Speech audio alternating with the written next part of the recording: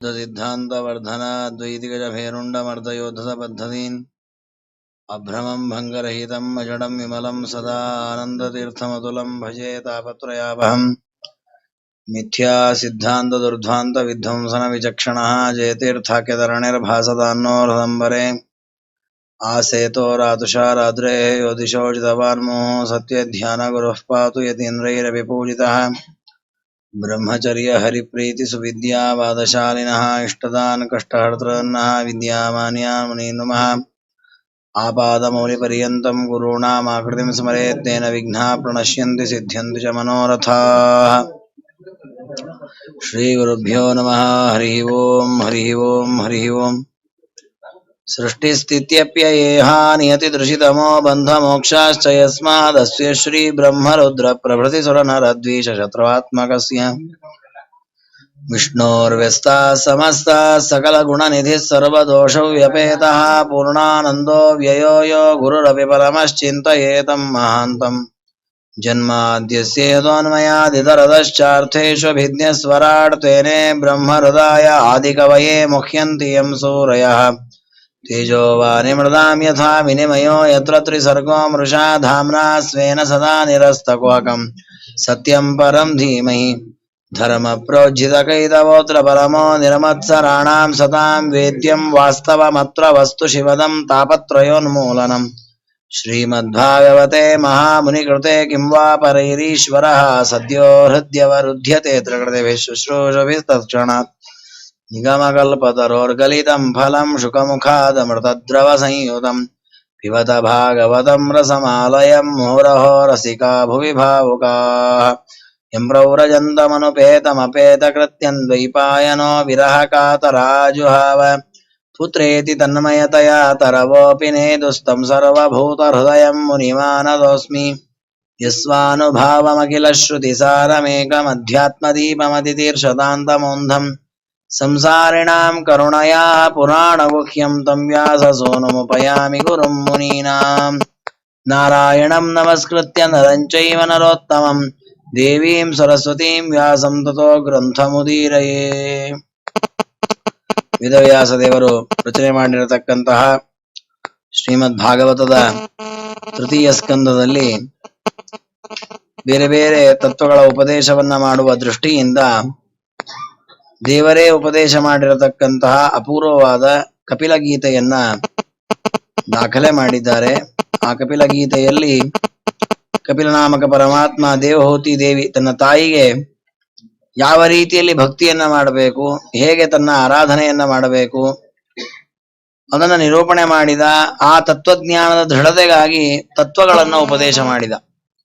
ಈ ಜಗತ್ತಿನಲ್ಲಿರತಕ್ಕ ತತ್ವಗಳು ಎಷ್ಟಿವೆ, ಪ್ರಧಾನವಾದ ತತ್ವಗಳು, ಆ ತತ್ವಗಳನ್ನ ನಾವು ಹೇಗೆ ತಿಳ್ಕೊಳ್ಬೇಕು, ಅವೆಲ್ಲ ಪರಮಾತ್ಮನ ಅಧೀನವಾಗಿದೆ ಅಂತ ಹೇಗೆ ತಿಳ್ಕೊಳ್ಬೇಕು ಅದನ್ನೆಲ್ಲ ನಿರೂಪಣೆ ಮಾಡಿ ಮುಂದೆ ಅಂತಹ ಈ ತತ್ವಗಳ ಒಡೆಯನಾಗಿರತಕ್ಕಂತಹ ಪರಮಾತ್ಮನಲ್ಲಿ ಮನಸ್ಸನ್ನ ಇಟ್ಟು ಭಕ್ತಿಯ ವಿರಕ್ತಿಯ ಜ್ಞಾನೇನ ವಿವಿಚ್ಯಾತ್ಮನಿ ಚಿಂತೆಯೇತ್, ಮನಸ್ಸಿನಲ್ಲಿ ಪರಮಾತ್ಮನನ್ನ ಧ್ಯಾನ ಮಾಡ್ತಾ ಉದ್ಧಾರ ಆಗಬೇಕು ಅಂತ. ಆ ಪ್ರಸಂಗದಲ್ಲಿ ದೇವರನ್ನ ಹೇಗೆ ಧ್ಯಾನ ಮಾಡುವುದು, ಅದಕ್ಕೆ ದೇವರನ್ನ ಧ್ಯಾನ ಮಾಡುವ ಕ್ರಮವನ್ನು ನಿರೂಪಣೆ ಮಾಡ್ತಾ ಇದ್ದಾನೆ ಪರಮಾತ್ಮ. ನಮ್ಮ ಮನಸ್ಸನ್ನ ವಶ ಮಾಡಿಕೊಂಡು, ಇಂದ್ರಿಯಗಳನ್ನ ವಶ ಮಾಡಿಕೊಂಡು, ಮನಸ್ಸನ್ನ ವಶ ಮಾಡಿಕೊಂಡು ಶುದ್ಧವಾದ ಮನಸ್ಸಿನಲ್ಲಿ, ಅದಕ್ಕೆಲ್ಲ ಪ್ರಕ್ರಿಯೆಯನ್ನು ಹಿಂದೆ ಹೇಳಿದ್ದಾನೆ, ನೀನೆ ನೋಡಿದ್ದೇವೆ ನಾವು ಅದನ್ನೆಲ್ಲ. ದೇವರು ಶುಚಿಯಾದ ದೇಶದಲ್ಲಿ ಕುಳಿತುಕೊಳ್ಳಬೇಕು ಅಂತಾನೆ, ಆಸನದಲ್ಲಿ ಕುಳಿತುಕೊಳ್ಳಬೇಕು, ಪ್ರಾಣಾಯಾಮವನ್ನ ಮಾಡಬೇಕು, ಹೃದಯದಲ್ಲಿರುವ ಪರಮಾತ್ಮನನ್ನ ಧ್ಯಾನ ಮಾಡಬೇಕು. ಹೇಗಿದ್ದಾನೆ ಪರಮಾತ್ಮ, ಒಂದೊಂದೇ ಅವಯವಗಳನ್ನ ವರ್ಣನೆ ಮಾಡುತ್ತಾರೆ. ಸಂಚಿಂತಯೇದ್ ಭಗವತಶ್ಚರಣಾರವಿಂದಂ ವಜ್ರಾಂಕುಶ ಧ್ವಜ ಸರೋರುಹಲಾಂಚನಾಢ್ಯಂ ಉತ್ತುಂಗ ರಕ್ತ ವಿಲಸನ್ನಖ ಚಕ್ರವಾಲ ಜ್ಯೋತ್ಸ್ನಾಭಿರಾಹತ ಮಹದೃದಯಾಂಧಕಾರಂ. ದೇವರನ್ನ ಆಚಾರ್ಯರು ತಂತ್ರಸಾರದಲ್ಲಿ ತಿಳಿಸ್ತಾರೆ. ದೇವರನ್ನ ಉಪಾಸನೆ ಮಾಡುವಾಗ, ಧ್ಯಾನ ಮಾಡುವಾಗ ಹೇಗೆ ಮಾಡೋದು, ಪೂರ್ಣವಾಗಿ ಉಪಾಸನೆ ಮಾಡಬೇಕು. ಅಷ್ಟು ಪೂರ್ಣವಾಗಿ ಮಾಡ್ಲಿಕ್ಕೆ ಆಗೋದಿಲ್ಲ, ನಮಗೆ ಅಷ್ಟು ಸಾಮರ್ಥ್ಯ ಇಲ್ಲ ಅಂತ ಆದ್ರೆ ಹಂತ ಹಂತವಾಗಿ ಮಾಡಿ. ಏಕೈಕ ಶೋಂಗಾ ನಿಧಿಯ ವಿಭಾವಯನ್, ಭಾಗವತವೇ ಹೇಳುತ್ತೆ, ಪಾದಾದಿ ಯಾವಧ್ರಸಿತಂ ಗದಾಭೃತ. ಪೂರ್ಣವಾಗಿ ದೇವರನ್ನ ಮತಲಕ್ಕೆ ತೆಗೆದುಕೊಂಡು ಧ್ಯಾನ ಮಾಡಬೇಕು ಅಂದ್ರೆ ಬರುತ್ತಾ? ಹಾಗೆ ಬರಲ್ಲ. ಅದಕ್ಕೆ ದೇವರನ್ನ ಪೂರ್ಣವಾಗಿ ಹೃದಯದಲ್ಲಿ ಚಿಂತನೆ ಮಾಡ್ಲಿಕ್ಕೆ ಒಂದು ಉಪಾಯವನ್ನ ಶಾಸ್ತ್ರವೇ ಹೇಳಿದೆ. ಒಂದೊಂದು ಅವಯವನ್ನ ತಿಳಿದುಕೋ. ನಮಗೆ ಒಂದು ಉದಾಹರಣೆ, ಯಾವ್ದಾದ್ರು ಒಂದು ಸ್ತೋತ್ರವನ್ನ ರಾಘವೇಂದ್ರ ಸ್ತೋತ್ರ ಇದೆ, ವೆಂಕಟೇಶ ಸ್ತೋತ್ರ ಇದೆ. ಪೂರ್ಣ ಕಲಿಬೇಕು ಅಂದ್ರೆ ಒಂದೇ ಸಲ ಬರಲ್ಲ, ಒಂದೊಂದೇ ಶ್ಲೋಕವನ್ನ ಬಾಯಪಟ್ಟ ಮಾಡ್ತಾ ಪೂರ್ಣವಾದ ಸ್ತೋತ್ರ ಬಾಯಿಗೆ ಬರುತ್ತದೆ. ಹಾಗೆ ದೇವರ ಒಂದೊಂದು ಅವಯವಗಳನ್ನ ಪಾದದಿಂದ ಆರಂಭಿಸಿ ತಲೆಯ ಪರ್ಯಂತ ಒಂದೊಂದೇ ಅವಯವವನ್ನು ಚಿಂತನೆ ಮಾಡಬೇಕು. ಹೇಗಿದೆ ದೇವರ ಪಾದ? ಭಗವತಶ್ಚರಣಾರವಿಂದಂ ವಜ್ರಾಂಕುಶ ಧ್ವಜ ಸರೋರುಹ ಲಾಂಛನಾಢ್ಯಂ. ದೇವರ ಪಾದದಲ್ಲಿ ಅನೇಕ ಗೆರೆಗಳಿವೆ, ಅನೇಕ ಚಿಹ್ನೆಗಳಿದೆ. ಯಾವ ಚಿಹ್ನೆಗಳಿದೆ? ವಜ್ರ, ಅಂಕುಶ, ಧ್ವಜ, ಸರೋರುಹ ಅಂದ್ರೆ ಕಮಲ, ಪದ್ಮ, ಇವೇ ಮೊದಲಾದ ಚಿಹ್ನೆಗಳಿಂದ ಅಲಂಕೃತವಾದ ಪಾದ. ಉತ್ತುಂಗ ರಕ್ತ ವಿಲಸನ್ನ ಖಚಕ್ರವಾಲ ಜ್ಯೋತ್ಸ್ನಾಭಿರಾಹದ ಮಹದೃದಯ ಅಂಧಕಾರಂ. ಆ ಪರಮಾತ್ಮನ ಪಾದದಲ್ಲಿ ಉಗುರುಗಳಿವೆ. ಆ ಉಗುರುಗಳಲ್ಲಿ ಅದ್ಭುತವಾದ ಕಾಂತಿ ಇದೆ. ಆ ಕಾಂತಿ ಎಷ್ಟು ಪ್ರಭಾವಿತವಾದ ಕಾಂತಿ ಅಂದ್ರೆ ಆ ಕಾಂತಿಯಿಂದಾಗಿಯೇ ಸಜ್ಜನರ ಮನಸ್ಸಿನಲ್ಲಿರ್ತಕ್ಕಂತಹ ಅಂಧಕಾರ ಕತ್ತಲೆ ನಾಶವಾಗತ್ತಂತ. ಅಷ್ಟು ಅದ್ಭುತವಾದಂತಹದ್ದು ದೇವರ ಪಾದ. ಅಂದ್ರೆ ನಮ್ಮ ಹೃದಯದಲ್ಲಿ ಆ ಪರಮಾತ್ಮನ ಪಾದವನ್ನು ಚಿಂತನೆ ಮಾಡ್ತಾ ಇದ್ರೆ ಆ ಪಾದ ಬೆಳಗತ್ತೆ. ಅದು ಬೆಳಗಿದಾಗ ಏನಾಗತ್ತೆ? ಬೆಳಕು ಬಂದಾಗ ಕತ್ತಲೆ ಹೋಗತ್ತೆ. ನಮ್ಮ ಹೃದಯದಲ್ಲಿರುವಂತಹ ಅಜ್ಞಾನವೆಂಬ ಕತ್ತಲೆ ಆ ಪರಮಾತ್ಮನ ಪಾದದ ಚಿಂತನೆಯಿಂದ ಅದೆಲ್ಲ ಕತ್ತಲೆ ಪರಿಹಾರವಾಗುತ್ತೆ. ಹಾಗಾಗಿಯೇ ದೇವರನ್ನ ವರ್ಣನೆ ಮಾಡುವಾಗ ನಮ್ಮ ಎಲ್ಲ ಗ್ರಂಥಗಳಲ್ಲಿಯೂ ಕೂಡ ಪಾದದಿಂದ ಪ್ರತಿಯೊಂದು ಅವಯವನ್ನು ವರ್ಣನೆ ಮಾಡ್ತಾರೆ. ಮಧ್ವಾಚಾರ್ಯರು ಬದರಿ ಕ್ಷೇತ್ರದಲ್ಲಿ ವೇದವ್ಯಾಸ ದೇವರ ಆಶ್ರಮಕ್ಕೆ ಹೋಗಿ ವೇದವ್ಯಾಸ ದೇವರನ್ನ ನೋಡುತ್ತಾರೆ. ವೇದವ್ಯಾಸ ದೇವರು ನೋಡುವಾಗ ಅವರನ್ನು ವರ್ಣನೆ ಮಾಡುತ್ತಾರೆ ಪಂಡಿತಾಚಾರ್ಯರು. ಹೇಗೆ ನೋಡಿದ್ರು ಆಚಾರ್ಯರು? ಒಂದೊಂದು ಅವಯವಗಳನ್ನು ಚಿಂತನೆ ಮಾಡ್ತಾ ಹೋದ್ರು. ಪರಮಾತ್ಮನ ಪಾದ, ವೇದವ್ಯಾಸರ ಪಾದ ಹೇಗಿದೆ? ಪ್ರಣಮಾಮಿ ಪದದ್ವಯಂ ವಿಭೋರ್ ಧ್ವಜ ವಜ್ರಾಂಕುಶ ಪದ್ಮ ಚಿಹ್ನವತ್. ನೋಡಿ ಇದೇ ಶಬ್ದ ಇಲ್ಲಿ ಏನು ವಜ್ರಾಂಕುಶ ಧ್ವಜ ಸರೋರುಹ ಲಾಂಛನಾಢ್ಯಂ ಅಂತ ವೇದವ್ಯಾಸರು ಪಡಿತಾರೆ. ಅದನ್ನೇ ಅಲ್ಲಿ ಹಾಕಿದೆ. ಯಾಕಂದ್ರೆ ದೇವರ ಪಾದ ಇರುವುದೇ ಹಾಗೆ. ಅಂತಹ ಪಾದವನ್ನ ಗಟ್ಟಿಯಾಗಿ ಹಿಡಿದ್ಬೇಕಂತ. ಗಟ್ಟಿಯಾಗಿ ಹೃದಯದಲ್ಲಿ ಧ್ಯಾನ ಮಾಡಬೇಕು. ಮತ್ತೆಂತಹ ಪಾದ ಅದು? ಯಚ್ಚೌಚ ನಿಸೃತ ಸರಿತ್ ಪ್ರವರೋದಕೇನ ತೀರ್ಥೇನ ಮೂರ್ಧ್ನ್ಯಧಿಧೃತೇನ ಶಿವ ಶಿವೋಭೂತ್ ಧ್ಯಾತುರ್ಮನ ಶಮಲ ಶೈಲ ನಿಸೃಷ್ಟ ವಜ್ರಂ ಧ್ಯಾಯೇಚ್ಚಿರಂ ಭಗವತಶ್ಚರಣಾರವಿಂದಂ. ದೇವರ ಪಾದವನ್ನ ಚಿಂತನೆ ಮಾಡುವಾಗ ಗಂಗೆಯನ್ನ ಪಡೆದಂತಹ ಪಾದ ಅಂತ ಚಿಂತನೆ ಮಾಡಬೇಕು. ದೇವರ ಪಾದದಿಂದಲೇ ಗಂಗೆಯ ಪ್ರಾದುರ್ಭಾವವಾದದ್ದು. ಗಂಗಾದೇವಿ ಪ್ರಕಟವಾದದ್ದೇ ಅದರಿಂದ. ಯಾಕೆ? ಪರಮಾತ್ಮ ವಾಮನನಾಗಿ ಬಂದವನು ತನ್ನ ಪಾದವನ್ನು ಬೆಳೆಸಿದ. ಎಲ್ಲಿಗೆ ಹೋಯ್ತು ಪಾದ? ಅದು ಸತ್ಯಲೋಕದವರೆಗೂ ಹೋಯ್ತು. ಸತ್ಯಲೋಕವನ್ನ ದಾಟಿ ಬ್ರಹ್ಮಾಂಡದ ಹೊರಗೆ ಹೊರಟಿತು ಪಾದ. ಆಗ ಬ್ರಹ್ಮಾಂಡದ ಹೊರಗಿರುವ ನೀರು ಬ್ರಹ್ಮಾಂಡದ ಒಳಗೆ ಬಂತಂತೆ. ಅದನ್ನ ಬ್ರಹ್ಮದೇವರು ತಮ್ಮ ಕಮಂಡಲ್ನಲ್ಲಿ ಹಿಡ್ಕೊಂಡ್ರಂತೆ. ಆ ಕಮಂಡಲ್ನಲ್ಲಿ ಹಿಡಿದ ನೀರಿನಿಂದ ಆ ಪರಮಾತ್ಮನ ಪಾದವನ್ನು ತೊಳೆದರಂತೆ. ಆ ಪರಮಾತ್ಮನ ಪಾದವನ್ನು ಅವರು ತೊಳೆದ್ರಲ್ಲ, ಅದೇ ಗಂಗಾ ನದಿಯಾಗಿ ಹರಿದು ಬಂದದ್ದು. ಯಚ್ಚೌಚ ನಿಸೃತ ಸರಿತ್ ಪ್ರವರೋದಕೇನ ತೀರ್ಥೇನ. ಆ ಪವಿತ್ರವಾದ ಪರಮಾತ್ಮನ ಪಾದದಿಂದ ಉತ್ಪನ್ನವಾದ ಗಂಗಾ ನದಿಯನ್ನ ತಮ್ಮ ತಲೆಯ ಮೇಲೆ ಧಾರಣೆ ಮಾಡಿದ್ದರಿಂದ ರುದ್ರದೇವರಿಗೆ ಶಿವ ಅಂತ ಹೆಸರು ಬಂತು. ಮೂರ್ಧ್ನ್ಯಧಿಧೃತೇನ ಶಿವ ಶಿವೋಭೂತ್. ಶಿವ ಶಬ್ದಕ್ಕೆ ಮಂಗಲ ಅಂತ ಅರ್ಥ. ರುದ್ರದೇವರು ಮಂಗಲ ಯಾಕಾದ್ರು? ಮಂಗಲವನ್ನ ತಲೆ ಮೇಲೆ ಹೊತ್ಕೊಂಡಿದ್ದಾರೆ, ಅದಕ್ಕೆ ಅವ್ರ ಮಂಗಲ. ಈಗ ನೋಡಿ, ನಾವು ಮಂಗಲ ಆಗೋದು ಯಾವಾಗ? ನಾವು ಮಂಗಲವನ್ನ ತಲೆ ಮೇಲೆ ಹೊತ್ಕೊಳ್ಬೇಕು. ಮಂಗಲವನ್ನ ತಲೆಯಲ್ಲಿ ಹೃದಯದಲ್ಲಿ ಧಾರಣೆ ಮಾಡಬೇಕು. ಮಂಗಲ ಅಂದ್ರೆ ಯಾವುದು? ಪರಮಾತ್ಮನೇ ಮಂಗಲ. ಪವಿತ್ರಾಣಾಂ ಪವಿತ್ರಂ ಯೋ ಮಂಗಲಾನಾಂಚ ಮಂಗಲಂ. ದೇವರೇ ಪರಮ ಪವಿತ್ರ, ಅವನೇ ಪರಮ ಮಂಗಲ. ಅಂತಹ ಪರಮಾತ್ಮನ ಸನ್ನಿಧಾನ ಅವನ ಪಾದೋದಕದಲ್ಲಿದೆ. ಆ ಪಾದೋದಕವನ್ನು ತಲೆ ಮೇಲೆ ಹೊತ್ತದ್ದಕ್ಕೆ ರುದ್ರದೇವರಿಗೆ ಶಿವ ಅಂತ ಹೆಸರು ಬಂದಿದೆ. ಹೊಸ ನೋಡಿ, ಗಂಗಾದೇವಿ ತಾರತಮ್ಯದ ಪ್ರಕಾರ ಬಹಳ ಚಿಕ್ಕವಳು ರುದ್ರದೇವರಿಗಿಂತ. ಅದು ರುದ್ರದೇವರು ತಲೆ ಮೇಲೆ ಇಟ್ಕೊಂಡಿದ್ದಾರೆ. ಯಾಕೆ ಅಂದ್ರೆ ದೇವರ ಪಾದೋದಕ ಅಂತ. ಅಂದ್ರೆ ತಾತ್ಪರ್ಯ, ದೇವರಿಗೆ ಎಷ್ಟೆಷ್ಟು ನಮ್ಮ ಸಂಪರ್ಕ ಬರುತ್ತೆ ಅಷ್ಟಷ್ಟು ನಮಗೆ ಮಹತ್ವ ಬರುತ್ತೆ. ಹಾಗಾಗಿ ದೇವರು ಹೇಳ್ತಾನೆ, ನನ್ನ ಪಾದವನ್ನು ಹೇಗೆ ಧ್ಯಾನ ಮಾಡಬೇಕು ಅಂದ್ರೆ ಗಂಗಾ ನದಿಯನ್ನ ಉತ್ಪನ್ನ ಮಾಡಿರತಕ್ಕ ಪಾದ ಅಂತ ಚಿಂತನೆ ಮಾಡಿ. ಜೊತೆಗೆ ಆ ಧ್ಯಾನವನ್ನ, ಆ ಪಾದವನ್ನು ಯಾರು ಧ್ಯಾನ ಮಾಡ್ತಾರೋ, ಶಮಲ ಶೈಲ ನಿಸೃಷ್ಟ ವಜ್ರಂ, ಅವರಿಗೆ ಅವರ ಹೃದಯದಲ್ಲಿರತಕ್ಕಂತಹ ಪಾಪಗಳು, ದೋಷಗಳು, ಅಜ್ಞಾನಾದಿಗಳೆಂಬಂತಹ ದೊಡ್ಡ ಪರ್ವತಕ್ಕೆ ವಜ್ರಾಯುಧದಂತೆ ಇದಂತೆ ಪರಮಾತ್ಮನ ಪಾದ. ಅಂದ್ರೆ ಅದೆಲ್ಲವನ್ನು ಪರಿಹಾರ ಮಾಡುತ್ತೆ. ಅಂತಹ ಪರಮಾತ್ಮನ ಪಾದ ಕಮಲಗಳನ್ನ ಹೃದಯದಲ್ಲಿ ಧ್ಯಾನ ಮಾಡಬೇಕು. ದೇವರ ಒಂದೊಂದು ಅವಯವಗಳನ್ನು ಧ್ಯಾನ ಮಾಡಬೇಕು, ಚಿಂತನೆ ಮಾಡಬೇಕು ಅಂತ ಹೇಳುತ್ತೆ. ನೋಡಿ, ಇದೆಲ್ಲ ಮಧ್ವಾಚಾರ್ಯರು ಕೊಟ್ಟ ಸಿದ್ಧಾಂತವನ್ನು ಹೇಳ್ತಾ ಇರೋದು ಕಪಿಲನಾಮಕ ಪರಮಾತ್ಮ. ಯಾಕೆ ಅಂದ್ರೆ ದೇವರನ್ನ ಧ್ಯಾನ ಮಾಡಬೇಕು. ಯಾಕೆ? ಮೋಕ್ಷ ಆಗ್ಲಿಕ್ಕೆ. ಹೇಗೆ ಧ್ಯಾನ ಮಾಡಬೇಕು? ದೇವರು ಇದ್ದಾಗೆ ಧ್ಯಾನ ಮಾಡ್ಬೇಕಲ್ಲ, ಇಲ್ದೇ ಇರೋ ಹಾಗೆ ಧ್ಯಾನ ಮಾಡ್ಲಿಕ್ಕೆ ಬರತ್ತಾ? ಬರಲ್ಲ. ದೇವ್ರು ಹೇಗಿದ್ದಾನೆ ಹಾಗೆ ಧ್ಯಾನ ಮಾಡಬೇಕು. ಹೇಗಿದ್ದಾನೆ ದೇವರು? ದೇವರಿಗೆ ಪಾದ ಇದೆ, ಅವನಿಗೆ ಊರು ಇದೆ, ತೊಡೆ ಇದೆ, ಕಾಲಿದೆ, ಅವನಿಗೆ ಮುಖ ಇದೆ, ಉದರ ಇದೆ, ಪ್ರತಿಯೊಂದು ಅವಯವಗಳು ದೇವರಿಗಿದೆ. ಹಾಗಾಗಿ ದೇವರ ಒಂದೊಂದು ಅವಯವನ್ನು ದೇವರೇ ಹೇಳಿಕೊಟ್ಟಿದ್ದ. ನನ್ನನ್ನು ಹೀಗೆ ಉಪಾಸನೆ ಮಾಡಿ, ನನ್ನನ್ನು ಹೀಗೆ ಉಪಾಸನೆ ಮಾಡಿ. ಒಂದು ಕಡೆಯೂ ದೇವರು ನನಗೆ ಆಕಾರವೇ ಇಲ್ಲ, ದೇಹವೇ ಇಲ್ಲ, ಗುಣವೇ ಇಲ್ಲ ಅಂತ ಉಪಾಸನೆ ಮಾಡಿ ಅಂತ ಹೇಳಲೇ ಇಲ್ಲ. ಹಾಗಾಗಿ ಮಧ್ವಾಚಾರ್ಯರು ಏನು ತಮ್ಮ ಗ್ರಂಥಗಳಲ್ಲಿ ಬರೆದುಕೊಟ್ಟಿದ್ದಾರೆ, ಸರ್ವಮೂಲ ಗ್ರಂಥಗಳಲ್ಲಿ, ಇದು ತಾವು ಕಲ್ಪನೆ ಮಾಡಿ ಬರೆದದಲ್ಲ, ವೇದವ್ಯಾಸ ದೇವರ ಅಭಿಪ್ರಾಯವನ್ನೇ ಅವರು ತಮ್ಮ ಗ್ರಂಥದಲ್ಲಿ ಹಾಕಿ, ಹರಿಯ ಮತವೇ ಹನುಮನ ಮತವು, ಹನುಮನ ಮತವೇ ಹರಿಯ ಮತ. ಹಾಗಾಗಿ ನಾವು ಬಹಳ ದೊಡ್ಡ ಪುಣ್ಯವಂತರು. ಯಾಕೆಂದ್ರೆ ಮಧ್ವಾಚಾರ ಮತದಲ್ಲಿ ಬಂದಿರೋದ್ರಿಂದ ನೋಡಿ, ನಾವು ಭಾಗವತವನ್ನ ಎಷ್ಟಿಲ್ಲ ಓದಿರ್ತೇವೋ ಇಲ್ಲ ಗೊತ್ತಿಲ್ಲ, ದ್ವಾದಶ ಸ್ತೋತ್ರ ಬರುತ್ತೆ ನಮಗೆ. ನೋಡಿ ಇದ್ರಲ್ಲಿ ಏನಿದೆ, ನಮಾಮಿ ನಿಖಿಲಾಧೀಶ ಕಿರೀಟ ಘೃಷ್ಟ ಪೀಠವತ ಹೃತ್ತಮ ಶಮನೇರ್ಕಾಭಂ ಶ್ರೀಪತೆ ಪಾದ ಪಂಕಜಂ. ಹೃತ್ತಮ ಶಮನೇರ್ಕಾಭಂ ಮೊದಲನೇಲಿ ಹೇಳಿದ್ದು, ಜಾತುರ್ಮನ ಶಮಲ ಶೈಲ ನಿಸೃಷ್ಟ ವಜ್ರಂ. ಜೀವಿಗಳು ಯಾರು ಧ್ಯಾನ ಮಾಡ್ತಾರ ಆ ಪರಮಾತ್ಮನ ಪಾದವನ್ನ, ಅವ್ರ ಹೃದಯದಲ್ಲಿರುವಂತಹ ಅಷ್ಟೂ ಕತ್ತಲೆಯನ್ನ, ಅಜ್ಞಾನವನ್ನ ಪರಮಾತ್ಮ ನಾಶ ಮಾಡ್ತಾನೆ, ಪಾಪಗಳನ್ನ ಪರಿಹಾರ ಮಾಡ್ತಾನೆ. ಅಂತಹ ಪರಮಾತ್ಮನ ಪಾದವನ್ನ ಧ್ಯಾನ ಮಾಡಬೇಕು.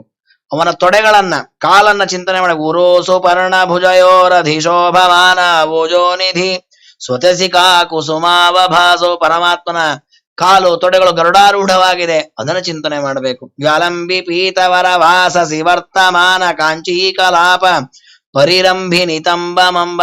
ನೋಡಿ, ದೇವರು ಹಳದಿ ಬಣ್ಣದ ಪೀತಾಂಬರ ಬಟ್ಟೆಯನ್ನು ಹುಟ್ಟಿದ್ದಾನೆ, ಅದರ ಮೇಲೆ ಬಂಗಾರದ ಅನೇಕ ಆಭರಣಗಳನ್ನು ಧರಿಸಿದ್ದಾನೆ. ನೋಡಿ, ದೇವರನ್ನು ಎಷ್ಟು ಚೆನ್ನಾಗಿ ಚಿಂತನೆ ಮಾಡಿದೆ ಶಾಸ್ತ್ರ. ದೇವರಿಗೆ ಆಕಾರ ಇದೆ, ಅವನಿಗೆ ರೂಪ ಇದೆ, ಅವನಿಗೆ ಬಣ್ಣ ಇದೆ, ಅವನು ಅನೇಕ ಆಭರಣಗಳನ್ನು ತೊಟ್ಟಿದ್ದಾನೆ, ಅಲಂಕೃತನಾಗಿದ್ದಾನೆ ದೇವರು. ಹಾಗೇ ದೇವರನ್ನು ಉಪಾಸನೆ ಮಾಡಬೇಕು, ಆಗ ದೇವರು ನಮಗೂ ಹಾಗೆ ಕೊಡ್ತಾನೆ. ದೇವರನ್ನು ನಾವು ಅನಂತ ಗುಣಗಳಿಂದ ಪೂರ್ಣ, ಅನೇಕ ಆಭರಣಗಳಿಂದ ಅಲಂಕೃತ, ಪೀತಾಂಬರಾದಿ ಧಾರೆಯನ್ನು ಮಾಡಿದವನು ಅಂತ ಚಿಂತನೆ ಮಾಡಿದರೆ ನಮಗೆ ನಮ್ಮ ಯೋಗ್ಯತೆ ತಕ್ಕ ಹಾಗೆ ಬಟ್ಟೆಯನ್ನು ಕೊಡ್ತಾನೆ, ಆಭರಣಗಳನ್ನು ಕೊಡ್ತಾನೆ, ಗುಣಗಳನ್ನು ಕೊಡ್ತಾನೆ. ದೇವರಿಗೆ ಯಾವ ಬಟ್ಟೆಯೂ ಇಲ್ಲ, ಅವನಿಗೆ ಯಾವ ಗುಣವೂ ಇಲ್ಲ, ಅವನಿಗೆ ಯಾವ ಆಕಾರವೂ ಇಲ್ಲ ಅಂತ ಹಾಗೆ ಉಪಾಸನೆ ಮಾಡಿದ್ರೆ ನಮಗೂ ಯಾವ ಬಟ್ಟೆಯೂ ಇಲ್ಲ, ಗುಣವೂ ಇಲ್ಲ, ಏನಿಲ್ಲ ಅಂತ ಹಾಗೆ ಮಾಡಬೇಕು.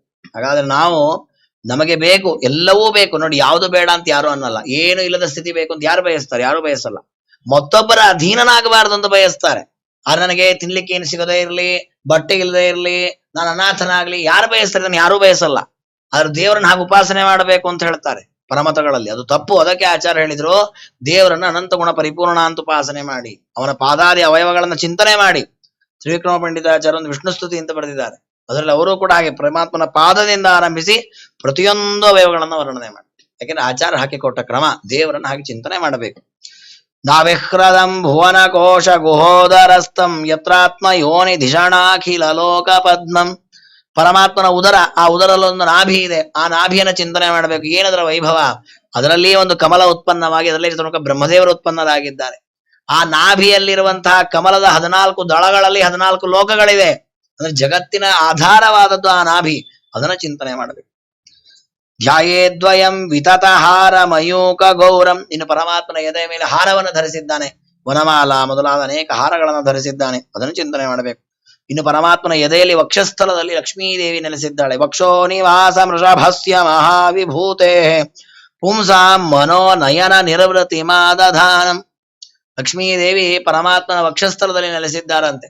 ಅಲ್ಲಿ ನೆಲೆಸಿಕೊಂಡು ದೇವರನ್ನು ಉಪಾಸನೆ ಮಾಡ್ತಾ ಇರ್ತಾರೆ. ಸಾಶ್ರೀ ಸ್ವವಾಸಂ, ತಾನು ಕಮಲಾದಿಗಳಲ್ಲಿ ವಾಸ ಮಾಡೋದು ಬಿಟ್ಟು ಇಲ್ಲಿ ಬಂದು ನೆಲೆಸಿರ್ತಾಳಂತ ಲಕ್ಷ್ಮೀದೇವಿ. ಯಾಕಂದ್ರೆ ಅಷ್ಟು ದೇವರಲ್ಲಿ ಬಹಳ ಪ್ರೀತಿ.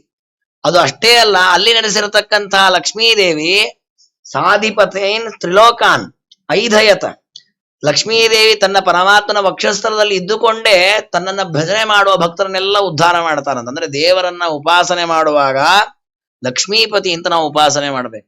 ಯಾಕೆಂದ್ರೆ ಲಕ್ಷ್ಮೀದೇವಿ ನೇರವಾಗಿ ಯಾರಿಗೂ ಅನುಗ್ರಹವನ್ನ ಮಾಡಲ್ಲ, ದೇವರ ಜೊತೆಗೆ ಉಪಾಸನೆ ಮಾಡಿದ್ರೆ ಮಾತ್ರ ಅನುಗ್ರಹವನ್ನ ಮಾಡುತ್ತಾರೆ. ಅದಕ್ಕೆ ವಜ್ರಾರಿ ಗುರು ಸಾರ್ವಭೌಮರು ಲಕ್ಷ್ಮೀದೇವಿ ಅನುಗ್ರಹಕ್ಕೆ ಒಂದು ಸ್ತೋತ್ರ ಬರೀರಿ ಅಂತ ಕೇಳಿಕೊಂಡ್ರಂತೆ. ಅವ್ರು ಶ್ರೀಶ ಗುಣದರ್ಪಣ ಬರೆದು ಕೊಟ್ರು. ಬರೀ ಶ್ರೀ ಗುಣದರ್ಪಣ ಬರೀಲಿಲ್ಲ, ಲಕ್ಷ್ಮೀನಾರಾಯಣರ ಚಿಂತನೆಯನ್ನೇ ಬರೆದು ಕೊಡ್ತೇನೆ. ಹೆಸರಿಗೆ ಲಕ್ಷ್ಮೀ ಶೋಭಾನೆ ಇರೋದು, ಲಕ್ಷ್ಮೀನಾರಾಯಣರ ಶೋಭಾನೆ ಇರೋದು. ಅಂದ್ರೆ ದೇವರ ಜೊತೆಗೆ ಲಕ್ಷ್ಮೀ ದೇವಿ ಚಿಂತನೆ ಮಾಡ್ಬೇಕಾಗಿ ಇಲ್ಲೂ ಕೂಡ ಹೇಳ್ತಾರೆ, ಪರಮಾತ್ಮನ ಎದೆಯಲ್ಲಿ ಲಕ್ಷ್ಮೀ ದೇವಿ ನೆಲೆಸಿದ್ದಾಳೆ, ಅಲ್ಲಿದ್ದುಕೊಂಡು ಜಗತ್ತಿನ ಎಲ್ಲ ಜೀವಿಗಳ ಉದ್ಧಾರವನ್ನ ಮಾಡ್ತಾರೆ. ಇನ್ನು ಪರಮಾತ್ಮನ ಕಂಠ, ಕಂಠಂಚ ಕೌಸ್ತುಭ ಮಣೇರಧಿಭೂಷಣಾರ್ಥಂ ಕುರ್ಯಾನ್ ಮನಸ್ಯಖಿಲ ಲೋಕ ನಮಸ್ಕೃತಸ್ಯ. ಸಕಲ ಲೋಕದಿಂದ ನಮಸ್ಕೃತನಾದ ಪರಮಾತ್ಮನ ಕಂಠದಲ್ಲಿ ಕೌಸ್ತುಭ ಮಣಿಯನ್ನು ಚಿಂತನೆ ಮಾಡಬೇಕು. ಕೌಸ್ತುಭ ಮಣಿ ಜಗತ್ತಲ್ಲಿರುವ ಮಣಿಗಳಲ್ಲೆಲ್ಲ ಉತ್ತಮವಾದ ಮಣಿ. ಆ ಮಣಿಯನ್ನ ಬ್ರಹ್ಮದೇವರು ಪರಮಾತ್ಮನ ಕಂಠಕ್ಕೆ ಹಾಕಿದ್ದಾರಂತೆ. ಯಾಕೆ ಅಂದ್ರೆ ಜಗತ್ತಲ್ಲಿ ಉತ್ತಮವಾದ ಮಣಿ ಇದು ಉತ್ತಮ ವ್ಯಕ್ತಿ ಹತ್ರ ಇರ್ಬೇಕು, ಯಾರ ಹತ್ರ ಇದ್ರೆ ಅದಕ್ಕೆ ಬರಲೇ ಇಲ್ಲ. ಹಾಗೆ ಉತ್ತಮ ವ್ಯಕ್ತಿ ನೀನು, ನಿನ್ನ ಹತ್ರ ಇರಲಿ ಅಂತ ಪರಮಾತ್ಮನ ಕಂಠಕ್ಕೆ ಹಾಕಿದ್ದಾರೆ.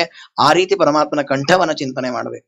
ಇನ್ನು ಪರಮಾತ್ಮನ ಕೈಗಳನ್ನ ಚಿಂತನೆ ಮಾಡಬೇಕು. ಬಾಹುಶ್ಚ ಮಂದರಗಿರೆ ಪರಿವರ್ತನೇನ ನಿರ್ಣಿಕ್ತ ಬಾಹು ವಲಯಾನ್ ಅಧಿಲೋಕಪಾಲಾನ್.